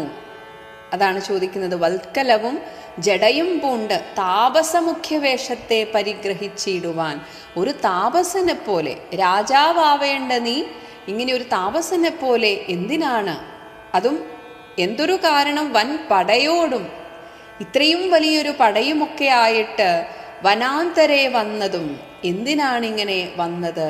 ചൊല്ലു, നീ പറയൂ എന്ന് ശ്രുത്വ, ഇങ്ങനെ കേട്ടിട്ട് ഭരദ്വാജവാക്യം ഇപ്രകാരം കേട്ടിട്ട് ഭരതനും ഇത്തം മുനിവരൻ തന്നോട് ചൊല്ലിനാൻ. ഭരതൻ മഹർഷിയോട് ഇപ്രകാരം പറഞ്ഞു. നിന്തിരുവുള്ളത്തിലേറാതെ, അങ്ങയുടെ ഉള്ളത്തിലേറാതെ എന്നാൽ അങ്ങ് അറിയാതെ ലോകത്തിൽ എന്തൊരു വൃത്താന്തമുള്ളൂ മഹാമുനെ? എല്ലാം അങ്ങറിയുന്നു. എങ്കിലും വാസ്തവം ഞാൻ ഉണർത്തിപ്പനി സങ്കടം പോവാൻ അനുഗ്രഹിക്കണമേ. ഞാൻ പറയാം, എൻ്റെ ഈ സങ്കടം, ഈ ഒരു നിസ്സഹായ അവസ്ഥ, അതൊന്നും ഇല്ലാതാക്കാൻ അങ്ങ് അനുഗ്രഹിക്കണം. രാമാഭിഷേക വിഘ്നത്തിന് കാരണം രാമപാദാബ്ജങ്ങളാണേ തപോനിധേ. ഞാൻ ഏതുമേയൊന്നറിഞ്ഞില്ല, ഞാനൊന്നും അറിഞ്ഞില്ല. രാഘവൻ കാനനത്തിനെഴുന്നള്ളുവാൻ മൂലവും, രാഘവൻ വനവാസത്തിന് പോയത് കേകയപുത്രിയാം അമ്മതൻ വാക്കായ കാകോളവേഗം, ആ കാളകൂട വിഷത്തിന് തുല്യമായിട്ട് ആ വാക്കുകളാണ് എൻ്റെ ജ്യേഷ്ഠനെ വനവാസത്തിനയച്ചത്. ആ വാക്കായ കാകോളവേഗമേ മൂലമതിനുള്ളൂ, അതാണ് കാരണമായത്. ഇനി ഇപ്പോൾ അശുദ്ധനോ ശുദ്ധനോ ഞാൻ ശുദ്ധനാണോ അശുദ്ധനാണോ അങ്ങേക്ക് തീരുമാനിക്കാം. ഞാൻ അതിന് ഈ പാദപത്മം പ്രമാണം, അങ്ങയുടെ പാദം തൊട്ട് ഞാൻ സത്യം ചെയ്യുന്നു. ഇനി അങ്ങേക്ക് തീരുമാനിക്കാം ദയാനിധേ. ശ്രീരാമചന്ദ്രന് ഭൃത്യനായി തത് പാദ വാരിജയുഗ്മം ഭജിക്കെന്നിയേ. എൻ്റെ ജ്യേഷ്ഠനായ ശ്രീരാമ പാദങ്ങൾ ഭജിക്കുക എന്നല്ലാതെ മമ എനിക്ക് മറ്റുള്ള ഭോഗങ്ങളാൽ എന്തൊരു ഫലം? മറ്റ് ഭോഗങ്ങൾ, രാജ്യസുഖങ്ങളൊക്കെ കിട്ടിയിട്ട് എന്ത് കാര്യം? മുറ്റും അതിനൊഴിഞ്ഞില്ലൊരാകാംക്ഷിതം, എനിക്ക് ഒട്ടും അതിനോടൊന്നും ഒരാഗ്രഹവുമില്ല. ശ്രീരാഘവൻ ചരണാന്തികെ വീണ്, ഞാൻ തേടിപ്പോയി കണ്ടുപിടിച്ച് എൻ്റെ ജ്യേഷ്ഠൻ്റെ ആ കാൽക്കൽ വീണ് സംഭാരങ്ങളെല്ലാം, സംഭാരങ്ങളെന്നാൽ ആ രാജ്യാഭിഷേകത്തിന് വേണ്ടി എന്തൊക്കെയാണോ ഒരുക്കിയിരുന്നത് അതൊക്കെ എടുത്തിട്ടാണ് വന്നിരിക്കുന്നത്. ആ സംഭാരങ്ങളെല്ലാം അവിടെ സമർപ്പിച്ച്, ശ്രീരാമചന്ദ്രൻ്റെ കാൽക്കൽ സമർപ്പിച്ച് പൗരവസിഷ്ഠാദികളോടുകൂടവേ, പൗരന്മാരോടും വസിഷ്ഠാദികളോടും കൂടെ ശ്രീരാമചന്ദ്രൻ അഭിഷേകവും ചെയ്ത് രാജ്യത്തിനാശു കൂട്ടിക്കൊണ്ടുപോയിട്ട് ഞാൻ എൻ്റെ ജ്യേഷ്ഠനെ തിരിച്ച് രാജ്യത്തിലേക്ക് കൂട്ടിക്കൊണ്ടുപോകും, എന്നിട്ട് പൂജ്യനാം ജ്യേഷ്ഠനെ സേവിച്ചുകൊള്ളുവൻ. ഇങ്ങനെ കേട്ട് ഭരതവാക്യം മുനി മംഗലാത്മാനം ഏനം പുണർനീടിനാൻ. മംഗലാത്മാവായിട്ടുള്ള, ഉള്ളിൽ പൂർണ്ണമായും ശുഭചിന്ത മാത്രമുള്ള, അതാണ് മംഗലാത്മാവ്. അങ്ങനെയുള്ള ഏനം, ഈ ഭരതനെ, ആ ഭരദ്വാജ മഹർഷി പുണർനീടിനാൻ. ചുംബിച്ചു മൂർധ്നി സന്തോഷിച്ചരുളിനാൻ. കിം ബഹുനാവത്സ, ഞാനിനി എന്തു പറയാനാണ് കുട്ടി, പറയേണ്ടതൊക്കെ നീ പറഞ്ഞു കഴിഞ്ഞു. വൃത്താന്തമൊക്കെ ഞാൻ ജ്ഞാനദൃശ കണ്ടറിഞ്ഞിരിക്കുന്നിതു, ഞാനിതൊക്കെ കണ്ടതാണ്, അറിഞ്ഞതാണ്. മാനസേ ശോകമുണ്ടാകൊല കേൾക്ക നീ, നിനക്ക് ദുഃഖമൊട്ടും വേണ്ട. ലക്ഷ്മണനേക്കാൾ നിനക്കേറുമേ ഭക്തി, ലക്ഷ്മീപതിയായ രാമങ്കൽ നിർണയം. ഭരദ്വാജ മഹർഷി ഭരതന് ഒരു നല്ല ഒരു അംഗീകാരമാണ് കൊടുക്കുന്നത്. ഭരത, നിനക്ക് കൂടെ നടന്ന് സേവിക്കുന്ന ലക്ഷ്മണനേക്കാളും ഭക്തിയേറുമെന്ന് എനിക്കറിയാം. ഇന്നിനി സൽക്കരിച്ചിടുവൻ നിന്നെ ഞാൻ. ഇവിടെ ഒരു ആശ്രമമാണ്, പക്ഷേ മഹർഷിമാർക്ക് വേണം എന്ന് വെച്ചാൽ കാമധേനുവിനെ, സ്വർഗത്തിലെ നന്ദിനിയായ പശുവായ കാമധേനുവിനെ വിളിച്ചു വരുത്തി എല്ലാവരെയും സൽക്കരിക്കാനുള്ള ഒരു അനുഗ്രഹം മഹാവിഷ്ണു കൊടുത്തിട്ടുണ്ട്. പാലാഴി കടഞ്ഞ സമയത്താണ് കാമധേനു പുറത്തേക്ക് വന്നത്. അങ്ങനെ ഋഷിമാർക്കാണ് അത് കൊടുത്തത്. താൽക്കാലികമായിട്ട് അത് സ്വർഗത്തിലിരിക്കുമെങ്കിലും എപ്പോൾ വേണമെങ്കിലും ഏത് ഋഷിക്കും മനസ്സിൽ വിചാരിച്ചാൽ കാമധേനു അവിടേക്ക് വരും. അതാണ് ഇന്നിനി സൽക്കരിച്ചിടുവൻ, ഞാൻ നിങ്ങളെ സൽക്കരിക്കാം. വന്ന പടയോടും എല്ലാവരെയും ഇല്ലൊരു സംശയം. ഊണും കഴിഞ്ഞങ്ങുറങ്ങി പുലർക്കാല വേണം രഘുനാഥനെ ചെന്നു കൂപ്പുവാൻ. രാവിലെ പോയാൽ മതി. എല്ലാം അരുൾ ചെയ്ത വണ്ണം, അങ്ങ് എന്താണോ പറയുന്നത് അതുപോലെ. എനിക്കതിനില്ലൊരു വൈമുഖ്യം, എനിക്ക് ഒരു അഭിപ്രായ വ്യത്യാസവുമില്ല എന്ന് ഭരതനും. അങ്ങനെ പറഞ്ഞു കഴിഞ്ഞപ്പോൾ ഭരദ്വാജ മഹർഷി കാൽ കഴുകി സമാചമ്യ, ഒരു യാഗം, ഒരു പൂജ നടത്തുന്നതിന് മുൻപ് ചെയ്യേണ്ടതായിട്ടുള്ള അംഗശുദ്ധിയൊക്കെ വരുത്തിയിട്ട് മുനീന്ദ്രനും ഏകാഗ്രമാനസനായി അതിവിദ്രുതം. ഭരദ്വാജ മുനി ഒരു യാഗത്തിനുള്ള ഒരു പുറപ്പാടിനായിട്ട് അങ്ങനെ ഏകാഗ്രമാനസനായിട്ട് നിന്ന് ഹോമഗേഹസ്ഥനായിട്ട്, ഹോമം ചെയ്യുന്ന ആ സ്ഥലത്ത് പോയിരുന്ന് ധ്യാനവും ചെയ്തിതു. കാമസുരഭിയെ തൽക്ഷണേ, അപ്പോൾ ആ ദേവലോകത്തുള്ള കാമസുരഭിയെ തൽക്ഷണേ അങ്ങനെ ധ്യാനം ചെയ്തു. ഉടനെ തന്നെ കാനനം ദേവേന്ദ്രലോക സമാനമായി വന്നിതു. അപ്പോൾ തന്നെ ആ കാടിൻ്റെ രീതിയെ മാറി, ഒരു സ്വർഗലോകത്ത് എത്തിയ പോലെ ആയി. അതാണ് ദേവേന്ദ്രലോക സമാനമായി വന്നിതു. ദേവകളായി ചമഞ്ഞു തരുക്കളും, അവിടുത്തെ മരങ്ങളൊക്കെ ദേവകളായി മാറി. ദേവവനിതമാരായി ലതകളും, അവിടുത്തെ വള്ളിച്ചെടികളൊക്കെ അപ്സരസുകളായി മാറി. ഭാവനാ വൈഭവം എത്രയും അദ്ഭുതം. അതാണ് തപസ്വികളായിട്ടുള്ള അവരുടെ ആ ഭാവന, സങ്കല്പം കൊണ്ട് മാത്രം അവർക്ക് എന്തും സൃഷ്ടിക്കാൻ സാധിക്കും. അദ്ഭുതം തന്നെ.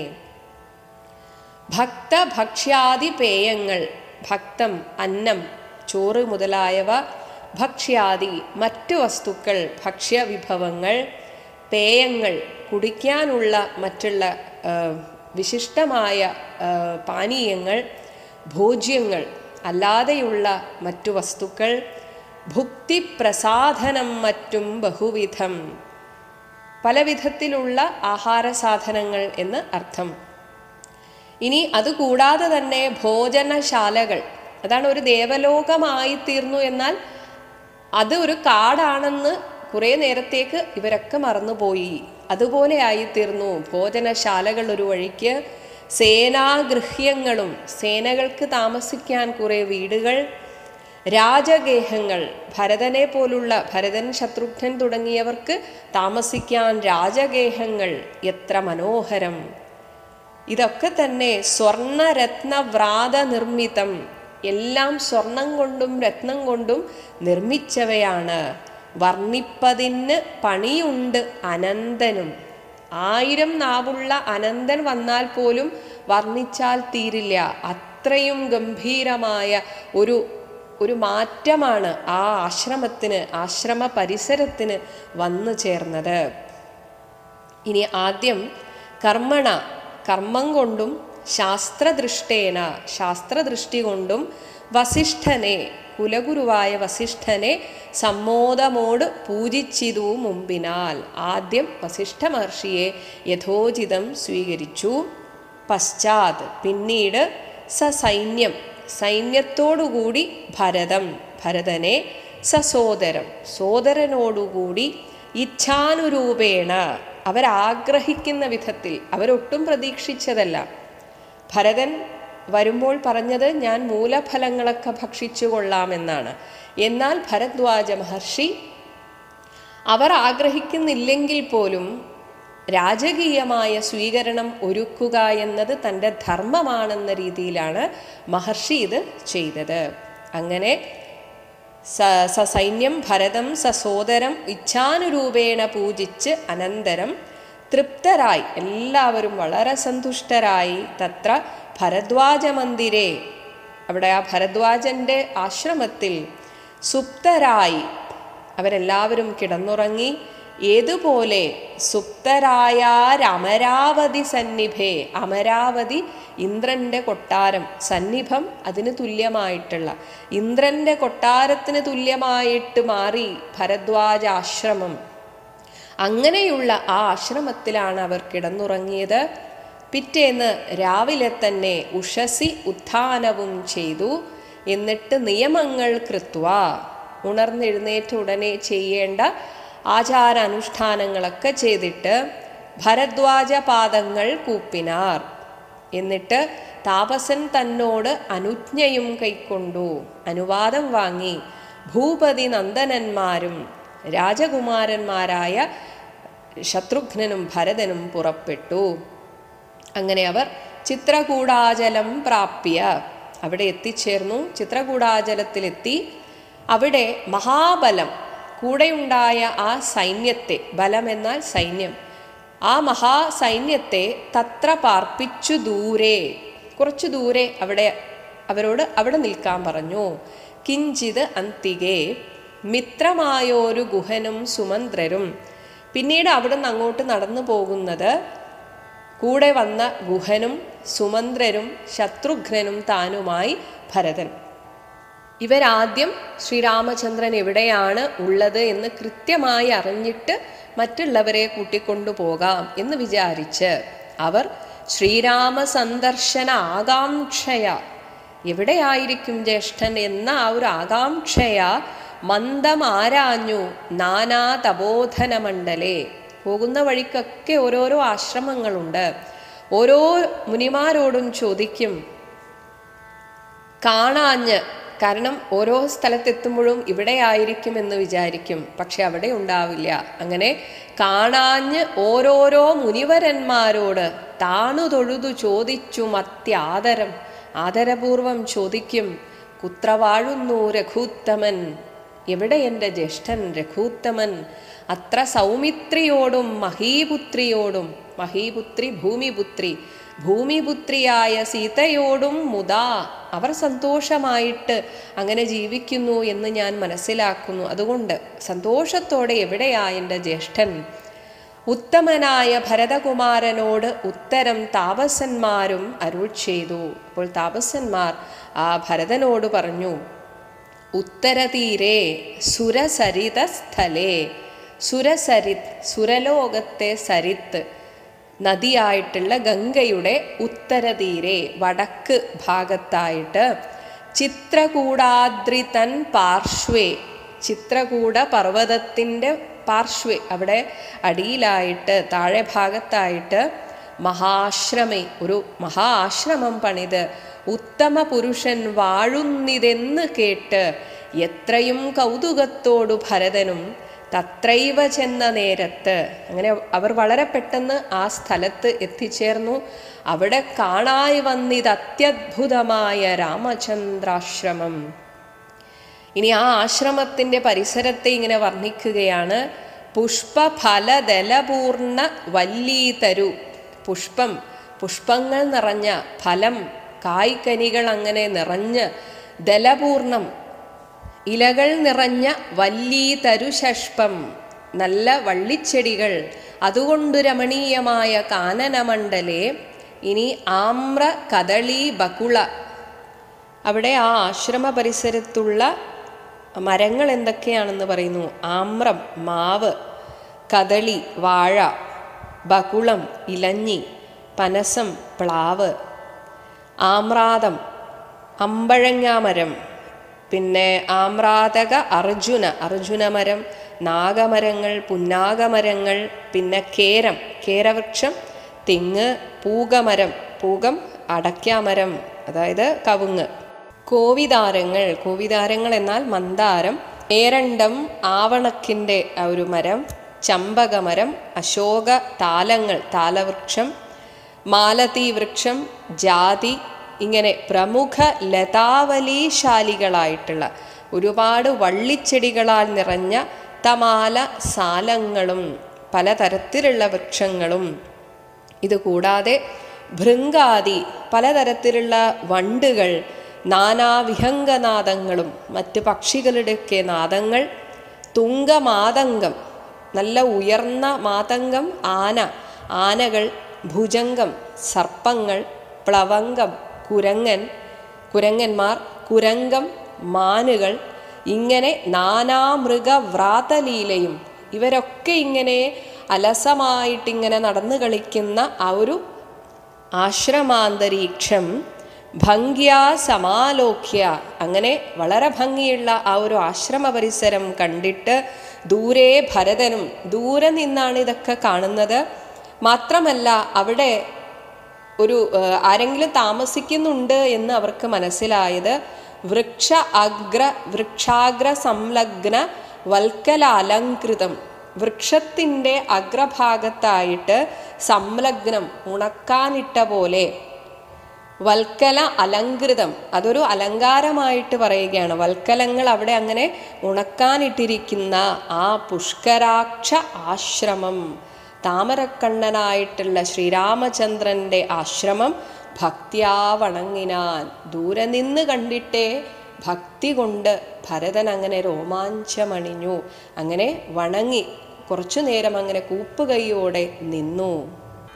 ഭാഗ്യവാനായ ഭരതൻ അതുനേരം കാണാൻ സാധിച്ചതുകൊണ്ട് ഭാഗ്യവാനായിട്ടുള്ള ഭരതൻ മാർഗരജസി, ആ വഴിയിലുള്ള രജസ് പൊടി, അവിടെ വഴിയിൽ പതിഞ്ഞു കാണായി വന്നു സീതാ രഘുനാഥ പാദാരവിന്ദങ്ങൾ. അവർ ആ വഴി പോവുകയും വരികയും ചെയ്തതിൻ്റേതായിട്ടുള്ള കാൽപ്പാടുകൾ കാണായി വന്നു. നൂതനമായ അതിശോഭനം പാവനം, ഈ അടുത്ത് നടന്നതുപോലെ അങ്ങനെയുള്ള അതായത് അത്രയും തെളിഞ്ഞ് കാണാം. പാവനം പവിത്രമായിട്ടുള്ള, മാത്രമല്ല ശ്രീരാമചന്ദ്രൻ്റെ കാലടികളിൽ എന്തൊക്കെയാണ് ഉണ്ടാവുക എന്ന് പറയുന്നു. അങ്കുശ അബ്ജ ധ്വജ വജ്ര മത്സ്യാദി. അങ്കുശം തോട്ടി, അബ്ജം താമര, ധ്വജം കൊടിയടയാളം, വജ്രം വജ്രായുധം, മത്സ്യം മകരമത്സ്യം, ഇങ്ങനെയൊക്കെയുള്ള അടയാളങ്ങൾ ഭഗവാന്റെ കാലടിയിൽ ഉണ്ട് എന്നാണ് പറയുന്നത്. അപ്പോൾ ഇതാണ് അവിടെ പൊടിയിൽ മാർഗമധ്യേയുള്ള ആ വഴിയിൽ കാണുന്നത്. അതാണ് ഇവ കൊണ്ട് അങ്കിതം, അവിടെ അടയാളപ്പെടുത്തി മംഗലാം ആനന്ദമഗ്നനായി. ഇത് കണ്ടിട്ട് അത്രയധികം സന്തോഷമായി. അപ്പോൾ ഭഗവാന്റെ കാലടികൾ കണ്ടാൽ തന്നെ അത് പ്രത്യേകമായിട്ട് മനസ്സിലാക്കാം. ഇത് കണ്ടിട്ട് അവിടെ ആ മണ്ണിൽ വീണുരുണ്ടും പിണഞ്ഞും കരഞ്ഞും തഥാ. ഭരതൻ അങ്ങോട്ട് ആ മണ്ണിൽ അങ്ങനെ വീണുരുളുകയാണ്. എന്നിട്ട് ആ രേണു, പാദരേണു, ഭഗവാന്റെ കാലടി പതിഞ്ഞ ആ പൊടി തൻ മൗലിയിൽ, തൻ്റെ ശിരസിൽ കോരിയിട്ടിടിനാൻ. അങ്ങനെ വാരിക്കോരി എടുത്തിങ്ങനെ അതിലങ്ങനെ കുളിക്കുകയാണ്. എന്നിട്ട് പറഞ്ഞു, സ്വയം പറയുകയാണ്, ധന്യോഹമിന്നഹോ ധന്യോഹം, ഞാൻ ധന്യനായല്ലോ. എന്തുകൊണ്ട് ധന്യനായി? മുന്നം മയാകൃതം പുണ്യപൂരം, ഞാൻ അത്രയും പുണ്യം ചെയ്തിട്ടുണ്ടാകണം. അതാണ് എനിക്കിങ്ങനെ കാണാൻ സാധിച്ചത്. പരം ശ്രീരാമപാദ പത്മാഞ്ചിതം, ശ്രീരാമപാദ പത്മങ്ങൾ കൊണ്ട് അഞ്ചിതമായിട്ടുള്ള, പ്രകാശിതമായിട്ടുള്ള ഈ ഭൂതലം, ഈ ഒരു ഭൂമി ആരാൽ എനിക്ക് കാണാൻ അവകാശവും വന്നിതല്ലോ, എനിക്ക് ഇപ്പോൾ ഇങ്ങനെ കാണാൻ സാധിച്ചല്ലോ. മുഹുഹു, ഈ പാദവംസുക്കൾ, ഇനി ആ രേണുക്കളുടെ ഒരു മഹാത്മ്യം പറയുകയാണ്. മുഹുഹു, എപ്പോഴും അല്ലെങ്കിൽ വീണ്ടും വീണ്ടും ഈ പാദപാംസുക്കൾ അന്വേഷണം ചെയ്ത് ഈ ഒരു കാലടി ഒന്ന് കാണാൻ വേണ്ടിയാണല്ലോ ചെയ്ത് ഉഴലുന്നു. ഏറ്റവും ആരൊക്കെയാണ്? വേദാവ്, ബ്രഹ്മാവ്, ഈശനും സാക്ഷാൽ മഹേശ്വരൻ, ദേവ കദംബവും, കദംബം കൂട്ടം, ദേവന്മാരുടെ ആ ഒരു സമൂഹം, ഇനിയോ വേദങ്ങളും. വേദങ്ങളൊക്കെ ഈ പാതാരവിന്ദത്തെ പിന്തുടരാനാണ് പറയുന്നത്.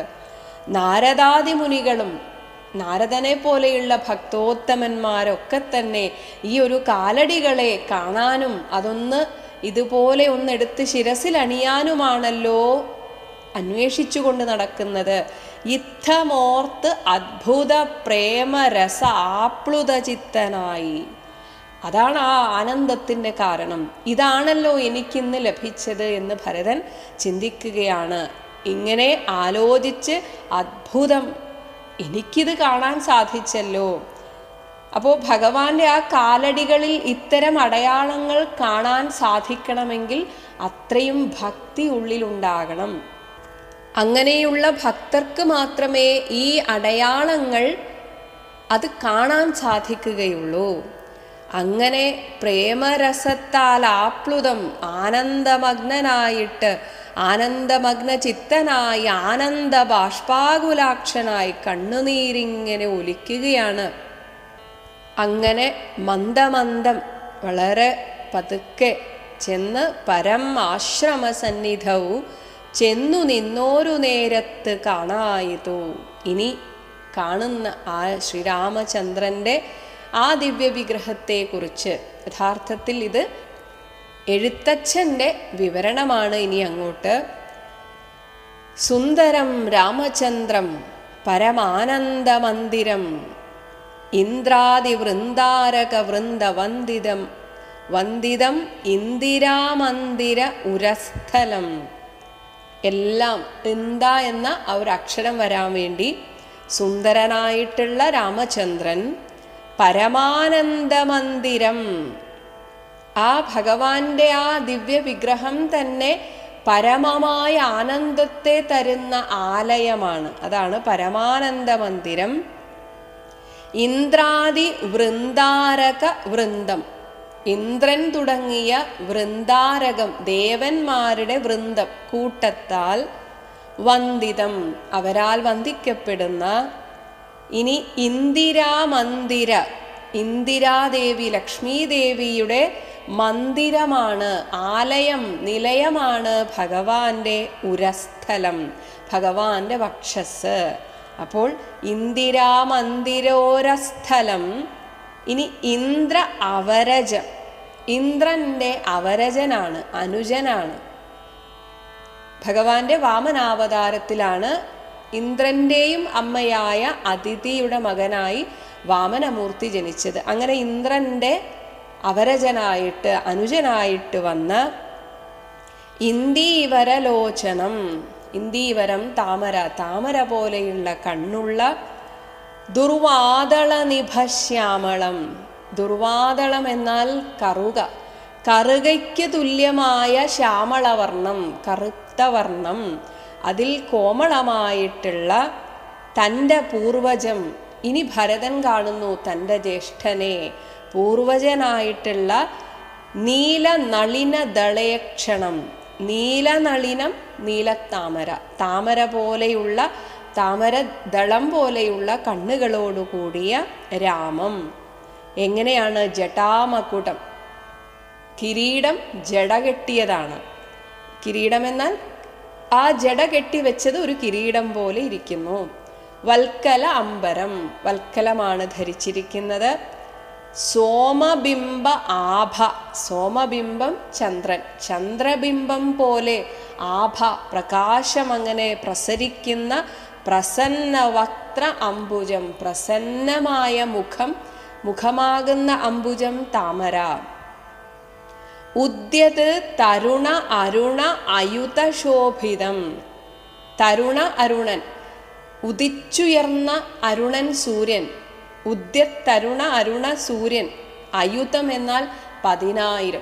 10,000കണക്കിന് സൂര്യന്മാരിങ്ങനെ ഉദിച്ചു വന്നാൽ എത്ര ശോഭയുണ്ടാകുമോ അതാണ് ഉദ്യത് തരുണ അരുണ അയുത ശോഭിതം.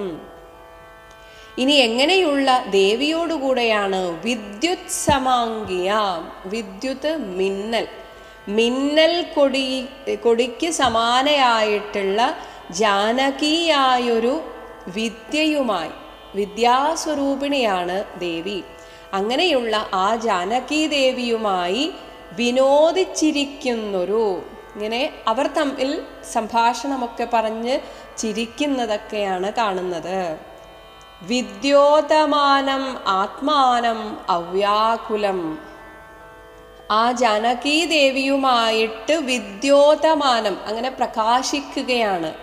പ്രകാശിക്കുന്ന ആത്മാനം, അതായത് അവനവനെ പ്രകാശിപ്പിച്ചു കൊണ്ടിരിക്കുന്ന ആ പരമാത്മാവ് തന്നെയായിരിക്കുന്ന ആ ഭഗവാൻ അവ്യാകുലം, യാതൊരു വിധത്തിലുള്ള ദുഃഖവുമില്ലാതെ സന്തോഷവാനായിട്ട് ഇരിക്കുന്നതാണ് കാണുന്നത്.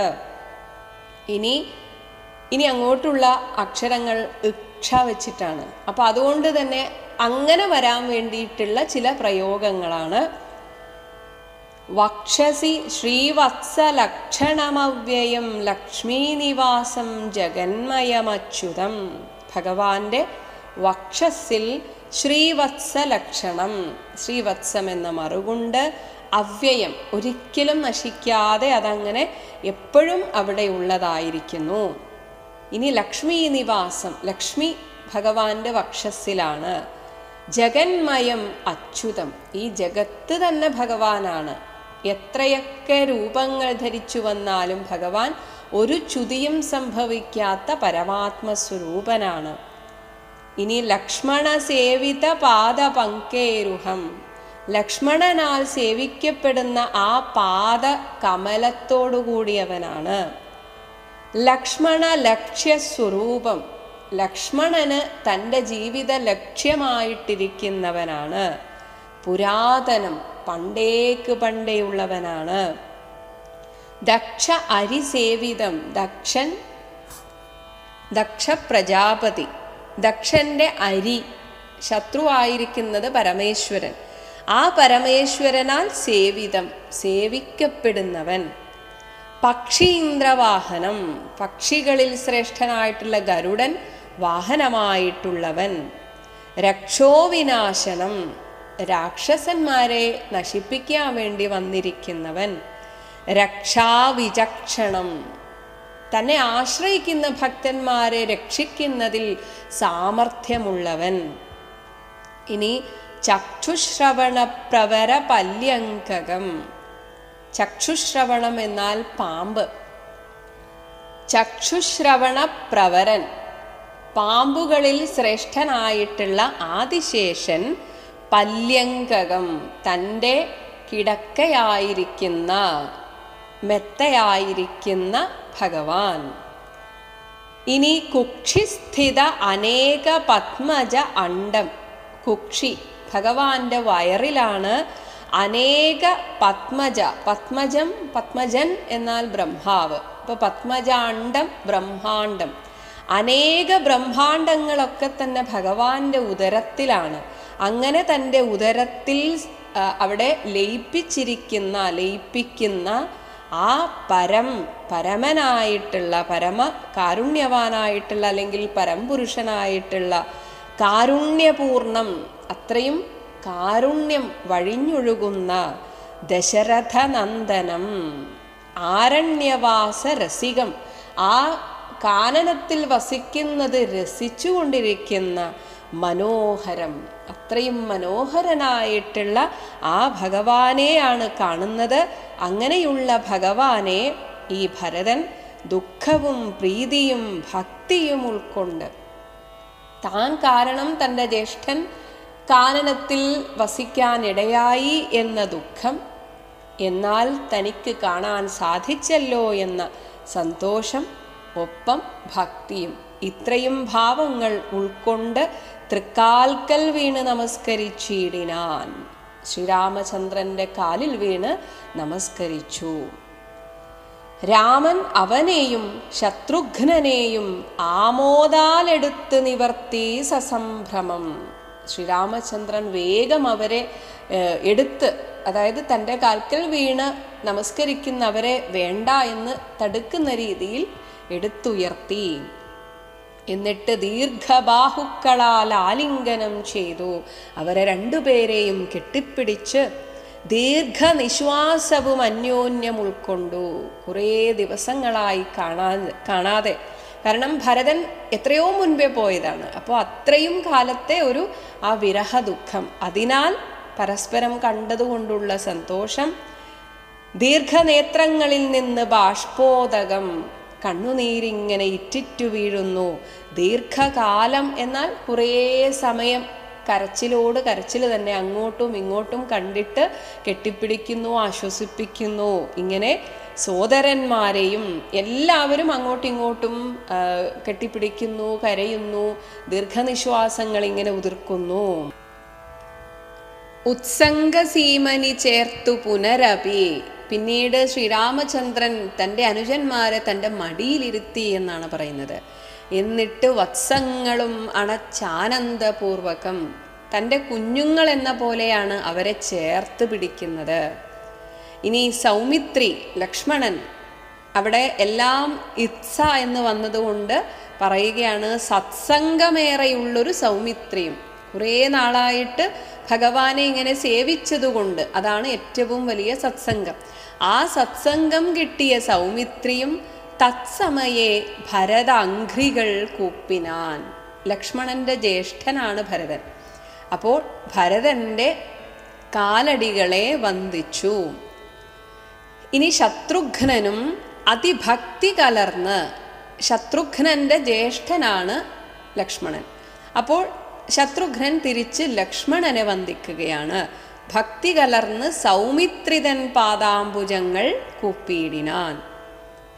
ഇനി ഇവരിവിടെ കണ്ടുമുട്ടി എന്ന് അറിഞ്ഞ കൂടെയുള്ളവർ, പ്രത്യേകിച്ച് അമ്മമാർ, അവരോടി വന്നതിനെ ഉപമിക്കുന്നത് എങ്ങനെയാണ്? ഉഗ്രതൃഷാർത്തമാരായ പശുകുലം, ഒരുപാട് നേരമായിട്ട് കടുത്ത വേനലിൽ ദാഹിച്ചു വലഞ്ഞ, അതാണ് തൃഷ, ആർത്തമാരായ ദാഹിച്ചു വലഞ്ഞ പശുകുലം, അഗ്രേ മുൻപിലൊരു ജലാശയം കണ്ടതുപോലെ, ഒരു വെള്ളമുള്ള സ്ഥലം കണ്ടാൽ എങ്ങനെയാണോ തഥാ അതുപോലെ ആ അമ്മമാർ വേഗേന സന്നിധൗ ചെന്നാശു കണ്ടിതു. അമ്മമാർ മാത്രമല്ല, കൂടെ വന്ന് എല്ലാവരും ഓടി വരികയാണ്. അങ്ങനെ അവർ വന്ന് രാഘവൻ തൻ തിരുമേനി മനോധൃതം, അവരുടെയൊക്കെ മനസ്സിൽ ധരിച്ച് അവിടെ ഉറപ്പിച്ചു വെച്ച ആ ഭഗവാന്റെ ആ തിരുമേനി കണ്ടങ്ങനെ നിർവൃതിയടഞ്ഞു. അങ്ങനെ രോദനം ചെയ്യുന്ന മാതാവിനെ കണ്ട് പാദങ്ങളിൽ നമിച്ചാൻ രഘുനാഥനും. ശ്രീരാമചന്ദ്രൻ അമ്മയെ നമസ്കരിച്ചു.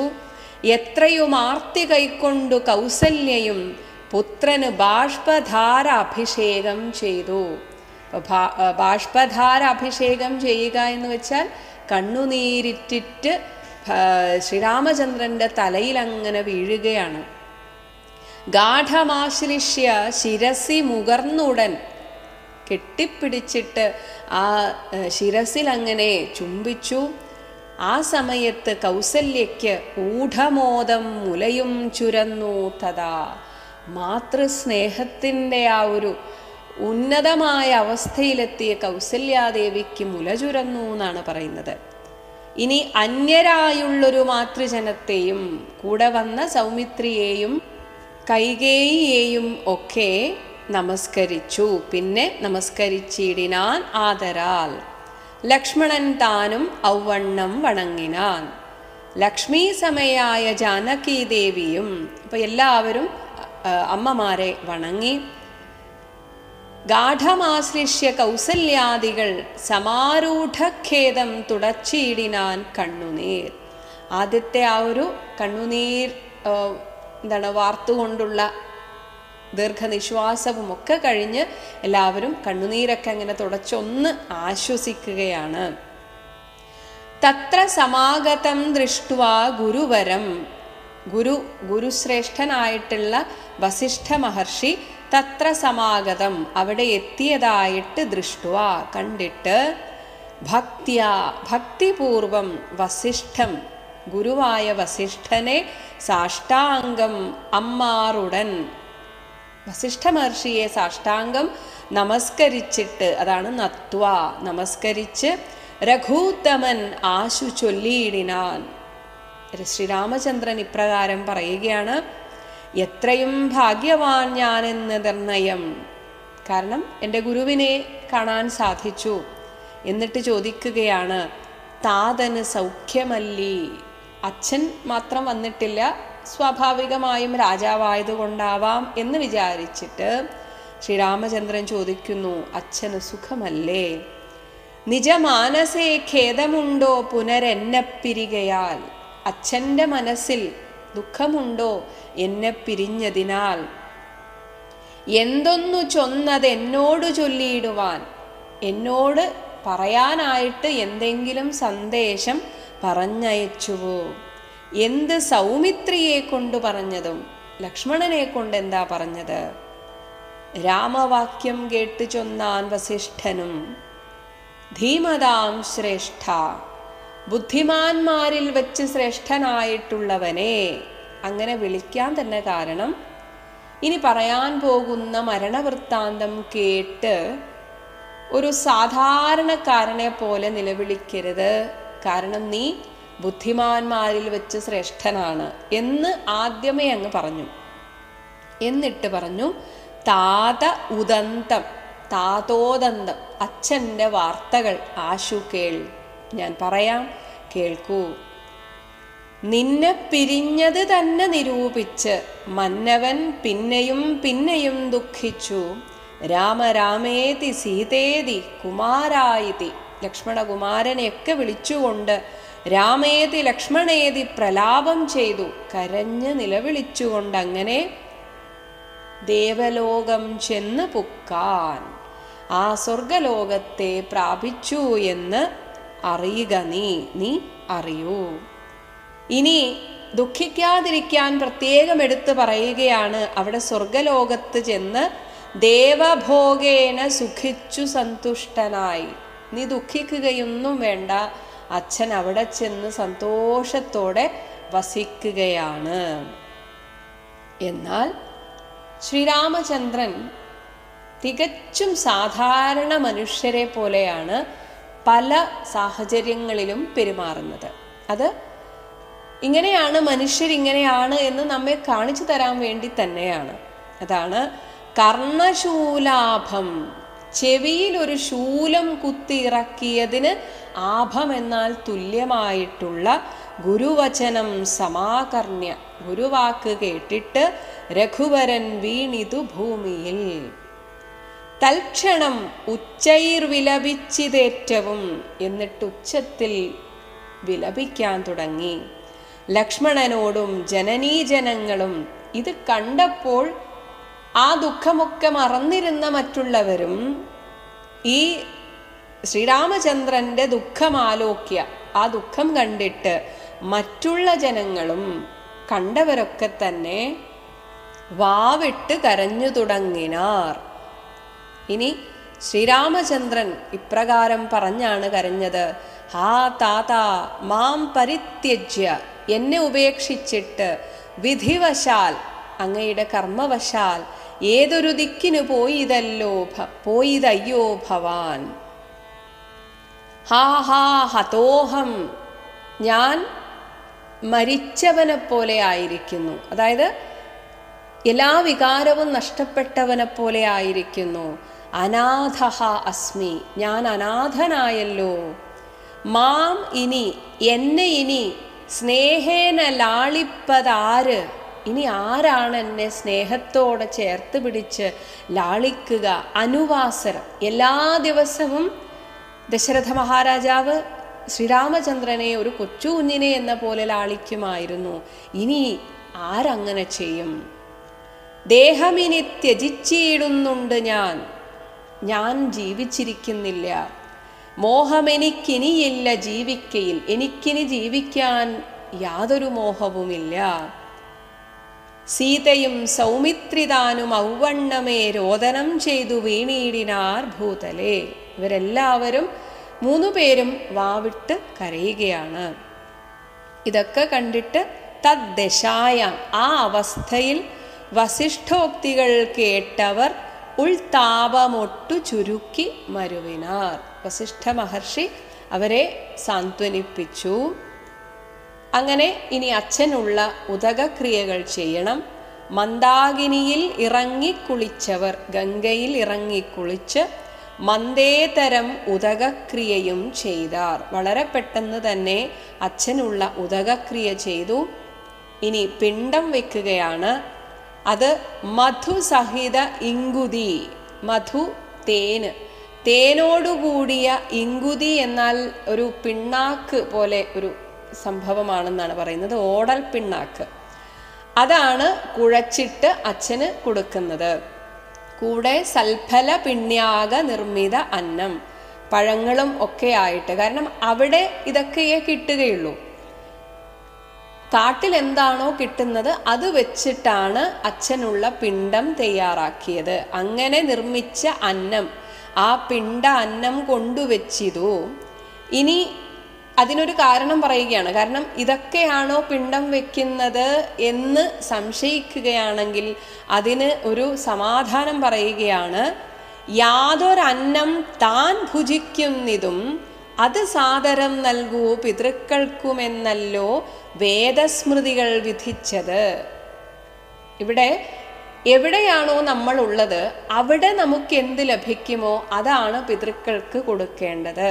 അല്ലാതെ അതിനൊരു പ്രത്യേക നിഷ്കർഷയില്ല എന്നാണ് പറയുന്നത്. അതാണ് യാതൊരന്നം, ഏതൊരന്നമാണോ താൻ ഭുജിക്കുന്നത്, താൻ എന്നാൽ ഓരോരുത്തരും അവനവൻ എന്താണോ ഭുജിക്കുന്നത്, ഏത് സാഹചര്യത്തിലാണോ ഉള്ളത് അത് സാദരം നൽകുക. ആ കൊടുക്കുന്ന ഭാവത്തിനാണ് പ്രാധാന്യം. സാദരം പിതൃക്കൾക്ക് കൊടുക്കുക എന്നല്ലോ വേദസ്മൃതികൾ.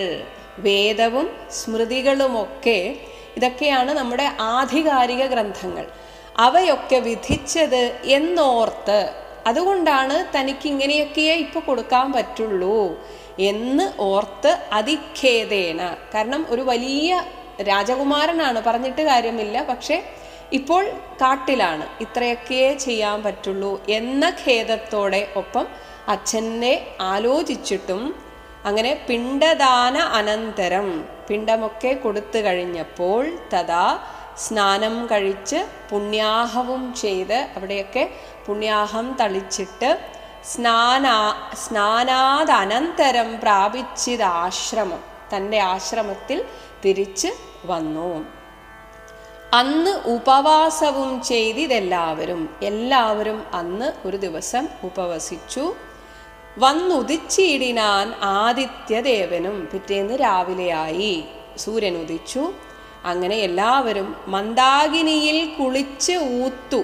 അതായത് കുളിയും തേവാരവും ഒക്കെ കഴിഞ്ഞ് സന്ധ്യയും വന്ദിച്ചു. പ്രാതസന്ധ്യ, പുലർച്ചെയുള്ള ആ ഒരു സൂര്യൻ ഉദിക്കുന്നതിന് തൊട്ട് മുമ്പുള്ള ആ സമയം, ആ സന്ധ്യാനേരം വന്ദിച്ചു പോന്ന ആശ്രമേ വസിച്ചിടിനാർ. അങ്ങനെ തിരിച്ച് ആശ്രമത്തിൽ എല്ലാവരും വന്നു. പോയി കുളിച്ച് ശുദ്ധരായി തിരിച്ചു വന്നു എന്ന് അർത്ഥം. ഭരത രാഘവ സംവാദം. അന്നേരം ആശു പെട്ടെന്ന് ഭരതനും രാമനെ ചെന്നു തൊഴുതു പറഞ്ഞു തുടങ്ങിനാൻ. രാമ രാമ പ്രഭോ രാമ മഹാഭാഗ, മാമകവാക്യം, ഞാൻ പറയാൻ പോകുന്ന വാക്യം ചെവി തന്ന് കേൾക്കണം, അങ്ങ് ശ്രദ്ധിച്ച് കേൾക്കണം. അതായത് ആദ്യമേ അങ്ങ് നിരസിക്കരുത് എന്നർത്ഥം. ഉണ്ട് അടിയൻ അഭിഷേക സംഭാരങ്ങൾ കൊണ്ടുവന്നിട്ട്, അങ്ങയെ രാജാവായി അഭിഷേകം ചെയ്യാനുള്ള എല്ലാ സന്നാഹങ്ങളും ഞാൻ കൊണ്ടുവന്നിട്ടുണ്ട്. അതുകൊണ്ടിനി വൈകാതെ ചെയ്യുക വേണം അഭിഷേകവും. എന്നിട്ട് പാലനം ചെയ്യുക രാജ്യം തവ പൈത്ര്യം.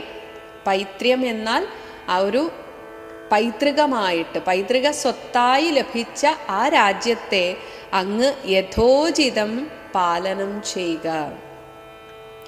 ജ്യേഷ്ഠനല്ലോ ഭവാൻ, അങ്ങ് ഞങ്ങളിൽ ഏറ്റവും മൂത്തയാളാണ്. ഇനി അങ്ങ് ക്ഷത്രിയനാണ്.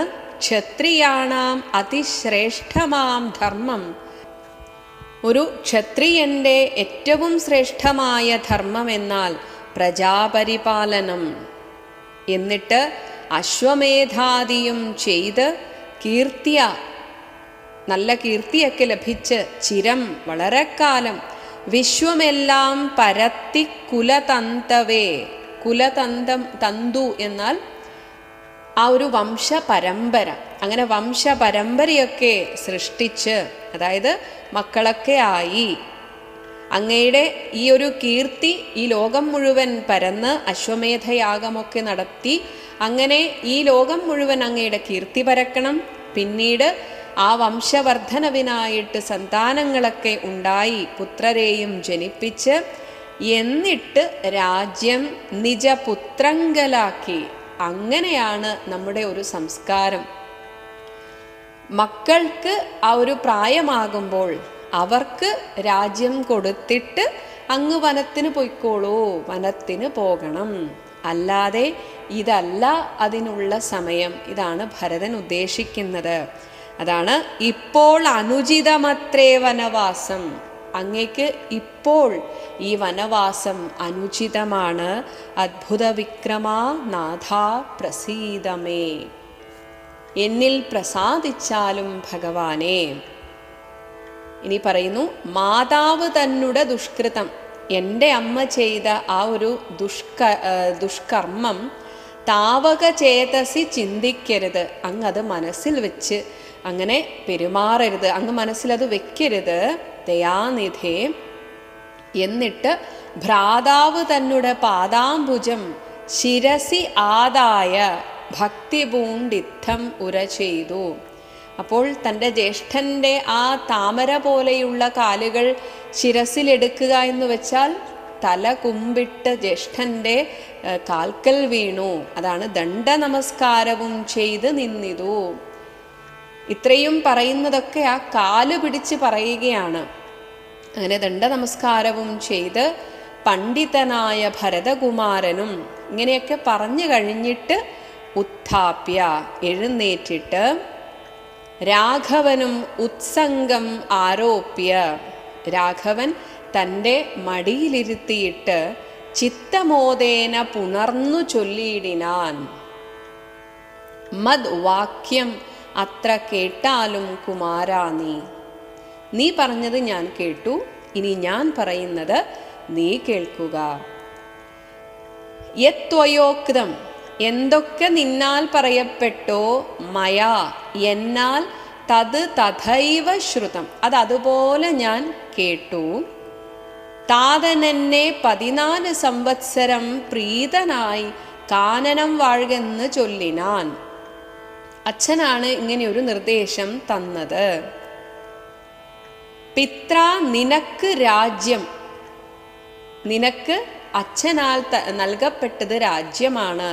മാതൃസമ്മതം, അമ്മയും അത് സമ്മതിച്ചു.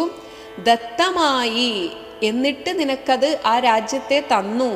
പുനരെന്നത് കാരണം, അതുകൊണ്ട് ചേതസാ പാർക്കിൽ ഒന്ന് ആലോചിച്ചു നോക്കിയാൽ നമുക്കിരുവർക്കും ഈ താതനിയോഗം അനുഷ്ഠിക്കുകയും വേണം. എന്നോട് പറഞ്ഞത് വനവാസമാണ്, നിനക്ക് വിധിച്ചത് രാജ്യഭരണമാണ്. അച്ഛനെ നമ്മൾ അനുസരിക്കണം. ഇനി ഒരു ഉപദേശം കൊടുക്കുന്നു. യാതൊരുത്തൻ പിതൃവാക്യത്തെ ലംഘിച്ച് നീതിഹീനം വസിക്കുന്നിതു ഭൂതലേ ജീവൻ മൃതനവൻ. ആരാണോ അച്ഛനെ ധിക്കരിച്ച് ഈ ഭൂമിയിൽ വസിക്കുന്നത്, അവൻ ചത്തതിനൊക്കുമേ ജീവിച്ചിരിക്കലും.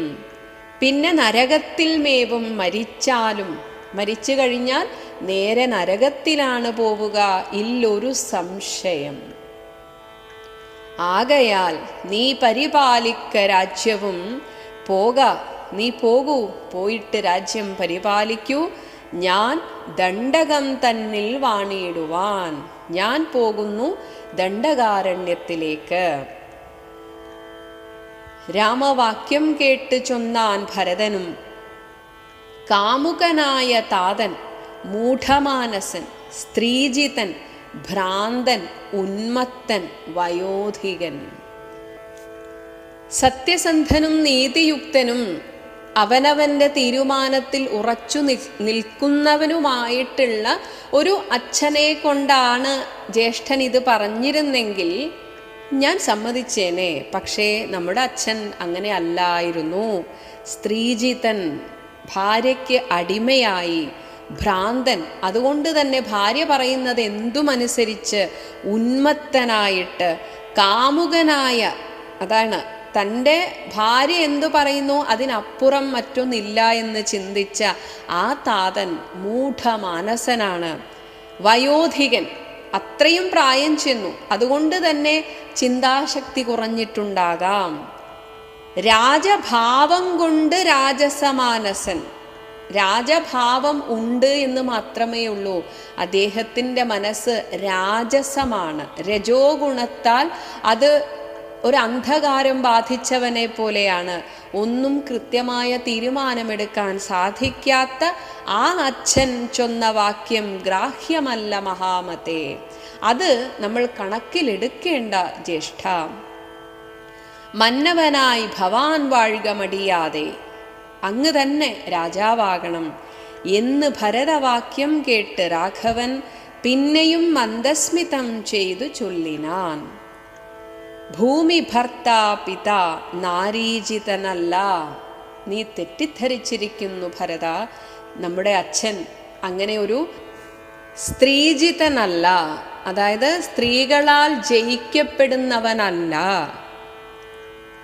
ഇനി കാമിയുമല്ല, അങ്ങനെ ഒരു അടച്ചാക്ഷേപിക്കാൻ മാത്രമുള്ള ഒരു കാമിയൊന്നും ആയിരുന്നില്ല. മൂഢാത്മാവുമല്ല കേൾ. പിന്നെ എന്താണ് സംഭവിച്ചത്? താതൻ അസത്യഭയം കൊണ്ടു ചെയ്തത്. അസത്യം വരുമല്ലോ എന്ന് പേടിച്ചു മാത്രമാണ് അച്ഛൻ ഇങ്ങനെയൊക്കെ ചെയ്തത്. അതിന് ഏതുമേ ദോഷം പറയരുതോർക്ക നീ, അതിന് യാതൊരു ദോഷവും നീ പറയരുത്. പ്രത്യക്ഷത്തിൽ അങ്ങനെയൊക്കെ തോന്നിയാലും കൈകേയി മാതാവിന് അടിമയായിട്ടാണ് ഇങ്ങനെയൊക്കെ ചെയ്തത് എന്ന് നിനക്ക് തോന്നാം. പക്ഷെ അങ്ങനെ അല്ല. താൻ കൊടുത്തൊരു സത്യം, ആ സത്യത്തെയാണ് അദ്ദേഹം ഭയപ്പെട്ടത്. അതുകൊണ്ട് നീ ഇങ്ങനെയൊന്നും പറയരുത്. സാധുജനങ്ങൾ നരകത്തിലും അതിഭീതി പൂണ്ടിയിടും അസത്യത്തിൽ മാനസേ. സാധുജനങ്ങൾ ഇനി എന്തെങ്കിലും പാപം ചെയ്ത് നരകത്തിൽ പോയാൽ പോലും അവിടെയും അവർ സത്യം അതിനെ മുറുകെ പിടിക്കും. അവർ അസത്യത്തെ അത്രയധികം പേടിക്കും. അപ്പോൾ ഭരതൻ പറഞ്ഞു, ശരി, എങ്കിൽ ഞാൻ വാഴ്വേൻ വനേ നിൻതിരുവടി സങ്കടമെന്നിയേ രാജ്യവും വാഴുക. നമുക്കങ്ങോട്ടും ഇങ്ങോട്ടും വെച്ചു മാറാം. അച്ഛൻ എന്താണോ പറഞ്ഞത് അത് നമുക്കങ്ങനെ പാലിക്കാം. സോദരനിത്തം പറഞ്ഞതു കേട്ടതിസാദരം രാഘവൻ താനും അരുൾ ചെയ്തു. രാജ്യം നിനക്കും എനിക്ക് വിപിനവും, നിനക്ക് രാജ്യവും എനിക്ക് കാടും, ഇങ്ങനെയാണ് പൂജ്യനാം താതൻ വിധിച്ചിതു മുന്നമേ. വ്യത്യയമായിട്ട് അത് നേരെ തിരിച്ച് നമുക്ക് തോന്നിയതുപോലെ അനുഷ്ഠിച്ചാൽ നമുക്കത് സത്യവിരോധം വരുമെന്ന് നിർണയം. അപ്പോൾ നമ്മൾ പാപികളായിത്തീരും. അത് കേട്ടപ്പോൾ ഭരതൻ പറഞ്ഞു, എങ്കിൽ ഞാനും നിന്തിരുവടി പിന്നാലെ കിങ്കരനായി സുമിത്രാത്മജനെപ്പോലെ പോരുവൻ. എന്നാൽ ഞാനും ലക്ഷ്മണനെപ്പോലെ അങ്ങയുടെ കൂടെ വരും. കാനനത്തിന് ഇനി അരുതെങ്കിൽ, ഇനി അതിനും അങ്ങ് തടസ്സം പറയുകയാണെങ്കിൽ ചേരുവൻ ചെന്ന് പരലോകമാശു ഞാൻ. ഇനി വേറൊന്നും ചിന്തിക്കാനില്ല, ഞാൻ എൻ്റെ ജീവനെ ഉപേക്ഷിക്കും. നിത്യ ഉപവാസേന, എല്ലാ ദിവസവും ഉപവാസം, ജലപാനം പോലും ചെയ്യാതെ ദേഹമുപേക്ഷിപ്പൻ, ഞാനിതാ ദേഹം ഉപേക്ഷിക്കാൻ പോകുന്നു. ഇത്യേവം ആത്മനി നിശ്ചയിച്ചന്തികേ, അങ്ങനെ അപ്പോൾ തന്നെ തീരുമാനിച്ചു. കാരണം ഭരതന് തോന്നി അതും ജ്യേഷ്ഠൻ സമ്മതിക്കില്ല. അങ്ങനെ ഞാനിതാ എൻ്റെ ജീവൻ ഉപേക്ഷിക്കാൻ പോകുന്നു, ഞാൻ ഉപവസിക്കാൻ പോകുന്നു എന്ന് നിശ്ചയിച്ച് അവിടെ അടുത്ത് തന്നെ അന്തികെ ദർഭ വിരിച്ച് കിഴക്ക് തിരിഞ്ഞു നിന്നപ്പോൾ വെയിലത്ത് പൊക്കു ഭരതനും. അങ്ങനെ അവിടെ ഇരുന്നു. ഇനി എന്നെ പിന്തിരിപ്പിക്കാൻ സാധിക്കില്ല എന്ന രീതിയിൽ ഭരതൻ ദർഭ വിരിച്ച് കിഴക്കോട്ട് നോക്കി ഉപവസിക്കാനായിട്ട് ദൃഢനിശ്ചയത്തോടെ അങ്ങനെ ഇരുന്നു.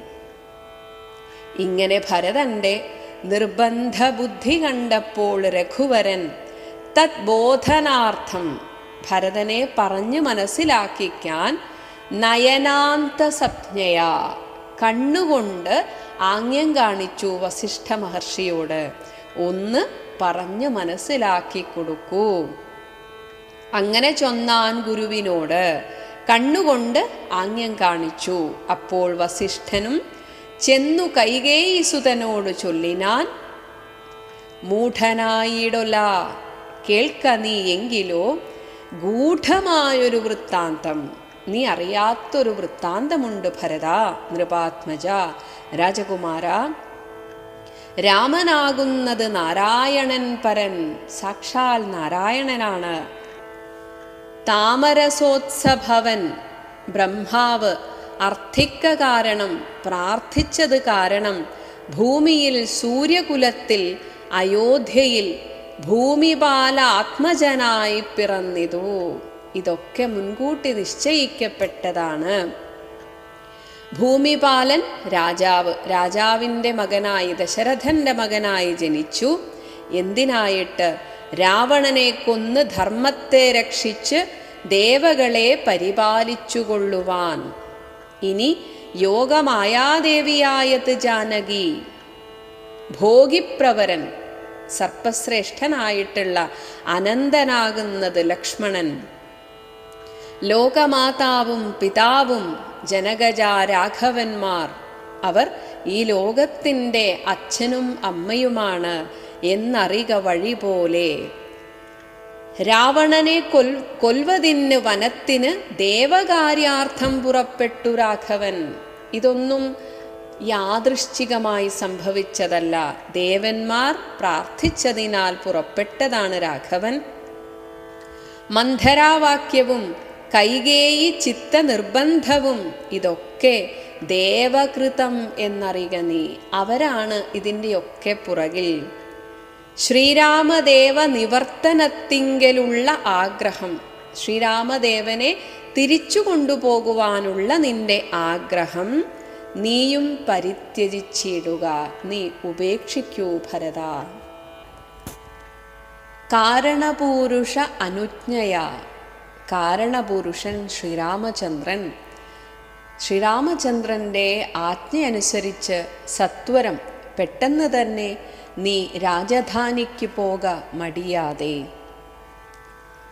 മന്ത്രികളോടും ജനനീജനത്തോടും അന്തമില്ലാത്ത, ഇപ്പോൾ നിന്റെ കൂടെ വന്ന ഈ അന്തമില്ലാത്ത പടയോടും ഇപ്പോഴേ ചെന്ന് അയോധ്യാപുരി പൊക്കു വസിക്ക നീ. വന്നിടും അഗ്രജൻ താനും, ജ്യേഷ്ഠനായ ശ്രീരാമചന്ദ്രൻ താനും അനുജനും ദേവിയും ലക്ഷ്മണനും ദേവിയും 7 സംവത്സര അവധൗ, 14 വർഷത്തിനുള്ളിൽ രാവണൻ തന്നെ വധിച്ച് രാവണനെ സപുത്രകം, രാവണൻ്റെ പുത്രന്മാരെ, അതായത് ആ വംശത്തെ മുഴുവൻ കൊന്നൊടുക്കിയിട്ട് വന്നുകൊള്ളും. അതുകൊണ്ട് നീ വിഷമിക്കാതെ തിരിച്ചു പോവുക. യുദ്ധം ഗുരുക്തികൾ കേട്ടു ഭരതനും ചിത്തേ വളർന്നൊരു വിസ്മയം കൈക്കൊണ്ടു ഭക്ത്യാ രഘൂത്തമ സന്നിധൗ സാദരം ഗത്വാ, പോയിട്ട് മുഹുർ നമസ്കൃത്വ, ഇപ്പോൾ വസിഷ്ഠൻ്റെ അടുത്താണുള്ളത്, വീണ്ടും ശ്രീരാമചന്ദ്രൻ്റെ അടുത്ത് പോയിട്ട് വീണ്ടും മുഹുഹു, വീണ്ടും എന്നർത്ഥം, നമസ്കൃത്വ നമസ്കരിച്ചു, സസോദരം ശത്രുഘ്നനോടുകൂടെ നമസ്കരിച്ചു. എന്നിട്ട് പറഞ്ഞു, പാതുകാം ദേഹി രാജേന്ദ്ര, എങ്കിൽ അങ്ങയുടെ പാതുകങ്ങൾ എനിക്ക് തരിക. രാജ്യായത്തെ പാദബുദ്ധ്യ മമ സേവിച്ചു കൊള്ളുവൻ, എൻ്റെ രാജ്യത്തിൽ വെച്ച്, അതായത് അയോധ്യയിൽ വെച്ച് പാദബുദ്ധ്യ, അങ്ങയുടെ പാദമാണ് ഇത് എന്ന മനസ്സോടെ എനിക്ക് സേവിച്ചുകൊള്ളുവാൻ, എനിക്ക് സേവിക്കാൻ വേണ്ടിയിട്ട്. യാവത് തവ ആഗമനം, എപ്പോഴാണോ അങ്ങയുടെ ആഗമനം ദേവദേവ, മേ താവത് ഏവ അനാരതം, മേ എനിക്ക് അത്രയും കാലം, താവദേവ അത്രയും കാലം, അനാരതം ഒരു ദിവസം പോലും മുടങ്ങാതെ തുടർച്ചയായി ഞാൻ ഭജിച്ചിടുവൻ. ഇത്തം ഭരതോക്തി കേട്ട് രഘൂത്തമൻ പൊൽത്താരടികളിൽ ചേർത്ത മെതിയടി, പൊൽത്താരടികൾ തൻ്റെ ആ കാൽപാദങ്ങളോട് ചേർത്ത മെതിയടി ഭക്തിമാനായ ഭരതന് നൽകിനാൻ. നത്വാ പരിഗ്രഹിച്ചിടിനാൻ തമ്പിയും, നത്വ വീണ്ടും നമസ്കരിച്ചു, അങ്ങനെ പരിഗ്രഹിച്ചു, ആലിംഗനം ചെയ്തു തമ്പിയും അനുജനായ ഭരതനും. ഉത്തമരത്നവിഭൂഷിത പാതുകാം ഉത്തമാംഗേ ചേർത്തു, ഉത്തമ രത്നങ്ങൾ കൊണ്ട് അലങ്കൃതമായ ആ പാതുകങ്ങളെ ഉത്തമാംഗേ തൻ്റെ തലയിൽ ചേർത്ത് വച്ചിട്ട് രാമനരേന്ദ്രനെ, രാമനരേന്ദ്രൻ എന്നാൽ നരന്മാരിൽ ശ്രേഷ്ഠനായിട്ടുള്ള ശ്രീരാമചന്ദ്രനെ ഭക്ത്യാ പ്രദക്ഷിണം കൃത്വ, ശ്രീരാമചന്ദ്രനെ വലം വയ്ക്കുകയാണ്. അങ്ങനെ പ്രദക്ഷിണം ചെയ്തിട്ട് കൃത്വ നമസ്കരിച്ചു, താഴെ വീണ് നമസ്കരിച്ചു. എന്നിട്ട് ഉത്ഥായ എഴുന്നേറ്റിട്ട് വന്ദിച്ചു ചൊന്നാൻ സഗദ്ഗതം. മന്വബ്ദപൂർണേ പ്രഥമദിനേ, ഇവിടെ മന്വബ്ദം എന്നതുകൊണ്ട് ഒരു കൽപ്പത്തിൽ, ബ്രഹ്മാവിൻ്റെ ഒരു ദിവസമാണ് ഒരു കൽപ്പം. ഒരു കൽപ്പത്തിൽ 14 മനുക്കളാണ്. അതുകൊണ്ട് ഇവിടെ 14 എന്ന സംഖ്യയെ കുറിക്കാനാണ് മനു എന്ന വാക്ക്. അപ്പോൾ മന്വബ്ദം എന്നാൽ 14 വർഷം. 14 വർഷം പൂർണ്ണമാകുന്നതിൻ്റെ പ്രഥമദിനെ, ആ ഒന്നാമത്തെ ദിവസം തന്നെ, അതിൽ കൂടുതൽ ഞാൻ കാത്തു നിൽക്കില്ല. പ്രഥമദിനെ ഭവാൻ വന്നതില്ലെന്നു വന്നിടുകിൽ, അന്ന് വരികയില്ല എങ്കിൽ പിന്നെ ഞാൻ അന്യ ദിവസം, പിറ്റേ ദിവസം ഉഷസി ജ്വലിപ്പിച്ചു വന്ഹിയിൽ ചാടി മരിക്കുന്നതുണ്ടല്ലോ. 14 വർഷം തികയുന്ന അന്ന് രാവിലെ, അന്നത്തെ ദിവസം തന്നെ അങ്ങെത്തണം. അങ്ങനെ എത്തിയില്ല എങ്കിൽ പിറ്റേത്തെ ദിവസം ഞാൻ അഗ്നിയിൽ ചാടി ജീവത്യാഗം ചെയ്യും എന്നതു കേട്ടു രഘുപതിയും നിജ കണ്ണുനീരും തുടച്ച് അൻപോടു ചൊല്ലിനാൻ. ശ്രീരാമചന്ദ്രന് അത് കേട്ടിട്ട് തന്നെ കണ്ണുനീര് വന്നു. അത് തുടച്ച് പറഞ്ഞു, അങ്ങനെ തന്നെ, ഒരന്തരമില്ല അതിന്, അങ്ങനെ തന്നെ, ഒരു വ്യത്യാസവുമില്ല. ഞാൻ അന്ന് തന്നെ വരും നിർണയം, ഞാൻ അന്ന് തന്നെ തിരിച്ചെത്തും എന്നരുൾ ചെയ്തു വിടയും കൊടുത്തിതു ധന്യൻ ഭരതൻ നമസ്കരിച്ചിടിനാൻ. പിന്നെ പ്രദക്ഷിണവും ചെയ്തു വന്ദിച്ചു മന്ദേതരം. പിന്നെ ഒട്ടും താമസിച്ചില്ല, പുറപ്പെട്ടു ഭരതനും മാതൃജനങ്ങളും മന്ത്രിവരന്മാരും ഭ്രാതാവും ആചാര്യനും മഹാസേനയും. ശ്രീരാമദേവനെ ചേതസി ചേർത്തുകൊണ്ട്, മനസ്സിൽ ചേർത്തുകൊണ്ട് ആരൂഢമോദേന, കാരണം കാണാൻ സാധിച്ചല്ലോ, അതിൻ്റെ ഒരു സന്തോഷത്താൽ അങ്ങനെ അവരെയൊക്കെ കൊണ്ടുപോയിടിനാർ. ശൃംഗിവേരാധിപനായ ഗുഹനെയും മംഗളവാച പറഞ്ഞയച്ചിടിനാൻ. ഇത്രയും സഹായങ്ങൾ ചെയ്ത ഗുഹനെയും സന്തോഷപൂർവം പറഞ്ഞയച്ചു.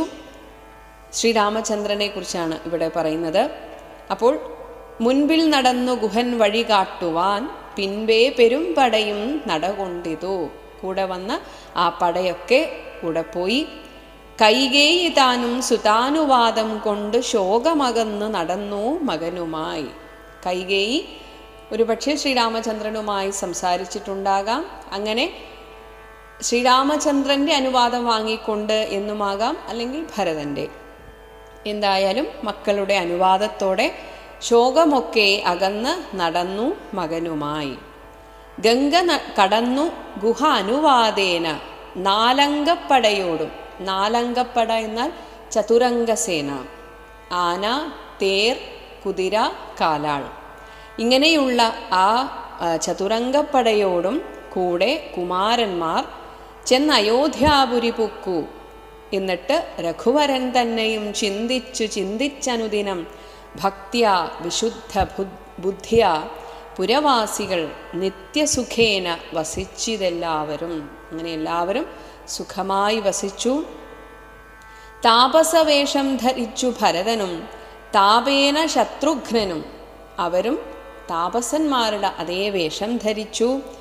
കൂടെ ശത്രുഘ്നനും വ്രതത്തോടുടൻ ചെന്ന് നന്ദിഗ്രാമം അൻപോടു പൊക്കിതു. അയോധ്യക്കടുത്തുള്ള നന്ദിഗ്രാമത്തിലേക്ക് പോയി.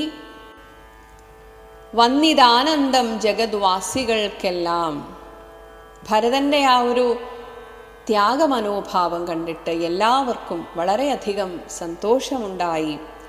പാതുകാം വച്ചു സിംഹാസനെ രാഘവപാദങ്ങളെന്ന് സങ്കൽപ്പിച്ചു സാദരം. അത് ശ്രീരാമദേവൻ്റെ പാദങ്ങൾ തന്നെ എന്ന് സങ്കൽപ്പിച്ച് ഗന്ധപുഷ്പാദ്യങ്ങൾ കൊണ്ട് പൂജിച്ചുകൊണ്ട് അന്തികെ സേവിച്ചു നിന്നാരിരുവരും. എപ്പോഴും അതിനെ പൂജ ചെയ്തുകൊണ്ട് അങ്ങനെ സേവിച്ച് ജീവിച്ചു പോന്നു. നാനാമുനിജന സേവിതനായൊരു മാനവവീരൻ മനോഹരൻ രാഘവൻ. തിരിച്ച് കാനനത്തിലെ കാര്യം പറയുകയാണ്.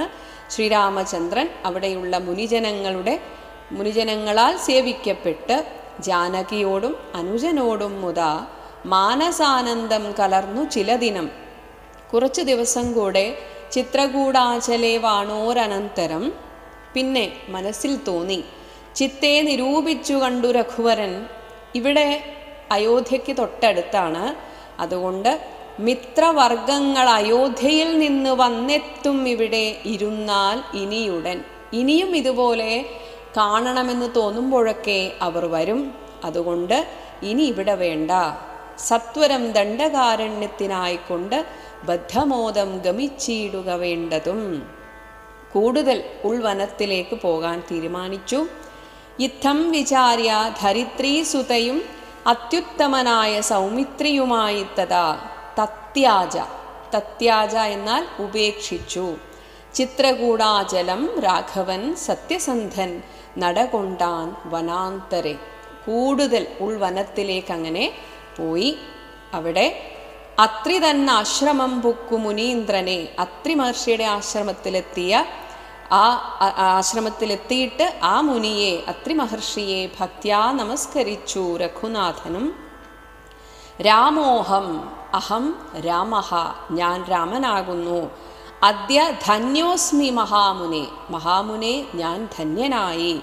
ശ്രീമൽപദം തവ കാണായിക കാരണം, അങ്ങയെ പോലുള്ള മഹാമുനിമാരുടെ ആ പാദാംബുജം കാണാൻ സാധിച്ചു. സാക്ഷാൽ മഹാവിഷ്ണു നാരായണൻ പരൻ മോക്ഷദൻ എന്നതറിഞ്ഞു മുനീന്ദ്രനും. അതേസമയം അത്രി മഹർഷിക്ക് ശ്രീരാമചന്ദ്രൻ ആരാണെന്നറിയാം. അങ്ങനെ അറിഞ്ഞിട്ട് മുനീന്ദ്രൻ പൂജിച്ചിതർഘ്യപാദ്യാദികൾ കൊണ്ട് തം രാജീവലോചനം, ആ ശ്രീരാമചന്ദ്രനെ ഭ്രാതൃ ഭാര്യ അന്യുതം, ഇവരോടുകൂടെ ചെന്ന ഭ്രാതാവിനോടും ഭാര്യയോടും കൂടെ ചെന്ന രാമചന്ദ്രനെ അർഘ്യപാദ്യാദികൾ കൊണ്ട് പൂജിച്ചു. എന്നിട്ട് ചൊല്ലിനാൻ ഭൂപാലനന്ദനന്മാരോട്, ആ രാജകുമാരന്മാരോട്, ശ്രീരാമചന്ദ്രനോടും ലക്ഷ്മണനോടും ഇപ്രകാരം അത്രി മഹർഷി പറഞ്ഞു. ചൊല്ലെഴും എന്നുടെ പത്നിയുണ്ടത്ര കേൾ, എൻ്റെ ഭാര്യയും എൻ്റെ കൂടെയുണ്ട്. എത്രയും വൃദ്ധ തപസ്വിനിമാരിൽ വെച്ച് ഉത്തമയായ ധർമ്മജ്ഞ തപോധന, തപോധനയായിട്ടുള്ള എൻ്റെ ഭാര്യ അനസൂയാദേവി പർണശാല അന്തർഗൃഹേ വസിക്കുന്നിതോ, ഉള്ളിലുണ്ട്. ചെന്നു കണ്ടാലും ജനക നൃപാത്മജേ, സീതാദേവിയോടാണ് പറയുന്നത്. എന്നതു കേട്ട് രാമാജ്ഞയാ, രാമനോട് അനുവാദം ചോദിച്ച് ജാനകി ചെന്ന് അനസൂയാപദങ്ങൾ, അനസൂയാദേവിയുടെ പാദങ്ങൾ വന്ദിച്ചു, വണങ്ങിനാൾ. വത്സേ വരികരികെ, അനസൂയാദേവി വിളിച്ചു, ജനകാത്മജേ അടുത്തു വരിക. സത്സംഗമം, സജ്ജനങ്ങളുമായിട്ടുള്ള ഈ ഒരു സംഘം, ജന്മസാഫല്യമോർക്ക നീ, അതിന് അത്രയും പുണ്യം ചെയ്യണം. വത്സേ പിടിച്ചു ചേർത്ത് ആലിംഗനം ചെയ്തു, നെഞ്ചോട് ചേർത്തിട്ട് ആലിംഗനം ചെയ്തു. തത് സ്വഭാവം തെളിഞ്ഞു മുനിപത്നിയും, ഉള്ളം തെളിഞ്ഞു, അതാണ് സ്വഭാവം തെളിഞ്ഞു എന്നതുകൊണ്ട് ഉദ്ദേശിക്കുന്നത്. എന്നിട്ട് മുനിപത്നി വിശ്വകർമാവിനാൽ നിർമ്മിതമായൊരു വിശ്വവിമോഹനമായ, ആരെയും മോഹിപ്പിക്കുന്ന ഒരു ദുകൂലം, ദുകൂലം എന്നാൽ പട്ടുവസ്ത്രം കൊടുത്തു. കുണ്ടലം, കാതിൽ അണിയാനുള്ള കുണ്ടലങ്ങൾ കൊടുത്തു. അംഗരാഗം, ശരീരത്തിൽ ചാർത്താനുള്ള അംഗരാഗവും എന്നിവ മണ്ഡനാർത്ഥം, അലങ്കരിക്കുവാൻ വേണ്ടി അനസൂയ നൽകിയിടിനാൾ, സീതാദേവിക്ക് കൊടുത്തു. എന്നിട്ട് ഒരു കാര്യം പറഞ്ഞു. നന്നു പാതിവൃത്യമാശ്രിത്യ രാഘവൻ തന്നോടുകൂടെ നീ പോന്നതും ഉത്തമം, വളരെ നന്നായി നീ കൂടെ വന്നത്. കാന്തി നിനക്ക് കുറയായികൊരിക്കലും, നിനക്കൊരിക്കലും ഒരു കാന്തി കുറവ് സംഭവിക്കില്ല ഈ കാട്ടിലിങ്ങനെ അലഞ്ഞു തിരിഞ്ഞാലും. ശാന്തനാകും തവ വല്ലഭൻ തന്നോടും, ശാന്തസ്വരൂപനായ ശ്രീരാമചന്ദ്രൻ തന്നോടും ചെന്ന് മഹാരാജധാനിയകം പുക്കു നന്നായി സുഖിച്ചു സുചിരം വസിക്ക നീ. എല്ലാ ബുദ്ധിമുട്ടുകളും കഴിഞ്ഞ് നീ തിരിച്ച് രാജധാനിയിൽ പോയി ശ്രീരാമചന്ദ്രനുമായി സുഖമായിട്ട് വസിക്കും. ഇത്തമനുഗ്രഹവും കൊടുത്തു ആദരാൽ. എന്നിട്ട് പറഞ്ഞു, ഭർത്തുരഗ്രേ ഗമിക്ക, ഭർത്താവിൻ്റെ മുന്നിൽ നടക്കുക എന്നയച്ചീടിനാൾ. മൃഷ്ടമായി മൂവരെയും ഭുജിപ്പിച്ചഥ, ഇവർക്കെല്ലാവർക്കും ഭക്ഷണമൊക്കെ കൊടുത്ത് തുഷ്ടി കലർന്നു. തപോധനൻ അത്രിയും, അത്രി മഹർഷി വളരെയധികം സന്തോഷിച്ചു. ശ്രീരാമനോട് അരുൾ ചെയ്തു, ഭവാനഹോ നാരായണനായതെന്നറിഞ്ഞേനഹം, എനിക്കറിയാം അങ്ങ് സാക്ഷാൽ നാരായണനാണ്. നിൻ മഹാമായ ജഗത്രയവാസിനാം സമ്മോഹകാരിണിയായത് നിർണയം. ഭഗവാനെ, ഈ ജഗത്രയവാസികൾക്കും അങ്ങയുടെ മഹാമായയാണ് അവരെ ഈ ലോകത്ത് മോഹിപ്പിക്കുന്നത്. ആ മായ നിമിത്തമാണ് ഇവിടെ പലതുണ്ട് എന്ന് തോന്നുന്നത്. ഇത്തരം അത്രിമുനീന്ദ്ര വാക്യം കേട്ടു, ഇങ്ങനെയൊക്കെ കേട്ടു. ഇവിടെ സ്തുതി രൂപത്തിൽ പറഞ്ഞു എന്ന് അർത്ഥം. തത്ര രാത്രൗ വസിച്ചു രഘുനാഥനും, അവിടെ രാത്രി വസിച്ചു. ദേവനും ആ ദേവിയോട് അരുളി ചെയ്തിത് ഏവമെന്നാൽ കിളിപ്പൈതൽ അക്കാലമേ. ഇവിടെ ദേവൻ എന്നതുകൊണ്ട് മഹേശ്വരൻ, പരമേശ്വരൻ പാർവതീദേവിയോട് ഇപ്രകാരം അരുളി ചെയ്തത് ഏവം, ഇതാണ് എന്ന് കിളിപ്പൈതൽ ആ കാലത്ത് പറഞ്ഞു. അതായത് കിളിപ്പാട്ട് രൂപത്തിൽ പറഞ്ഞു എന്ന് അർത്ഥം. ഇതി അധ്യാത്മരാമായണേ ഉമാമഹേശ്വര സംവാദേ അയോധ്യാകാണ്ഡം സമാപ്തം.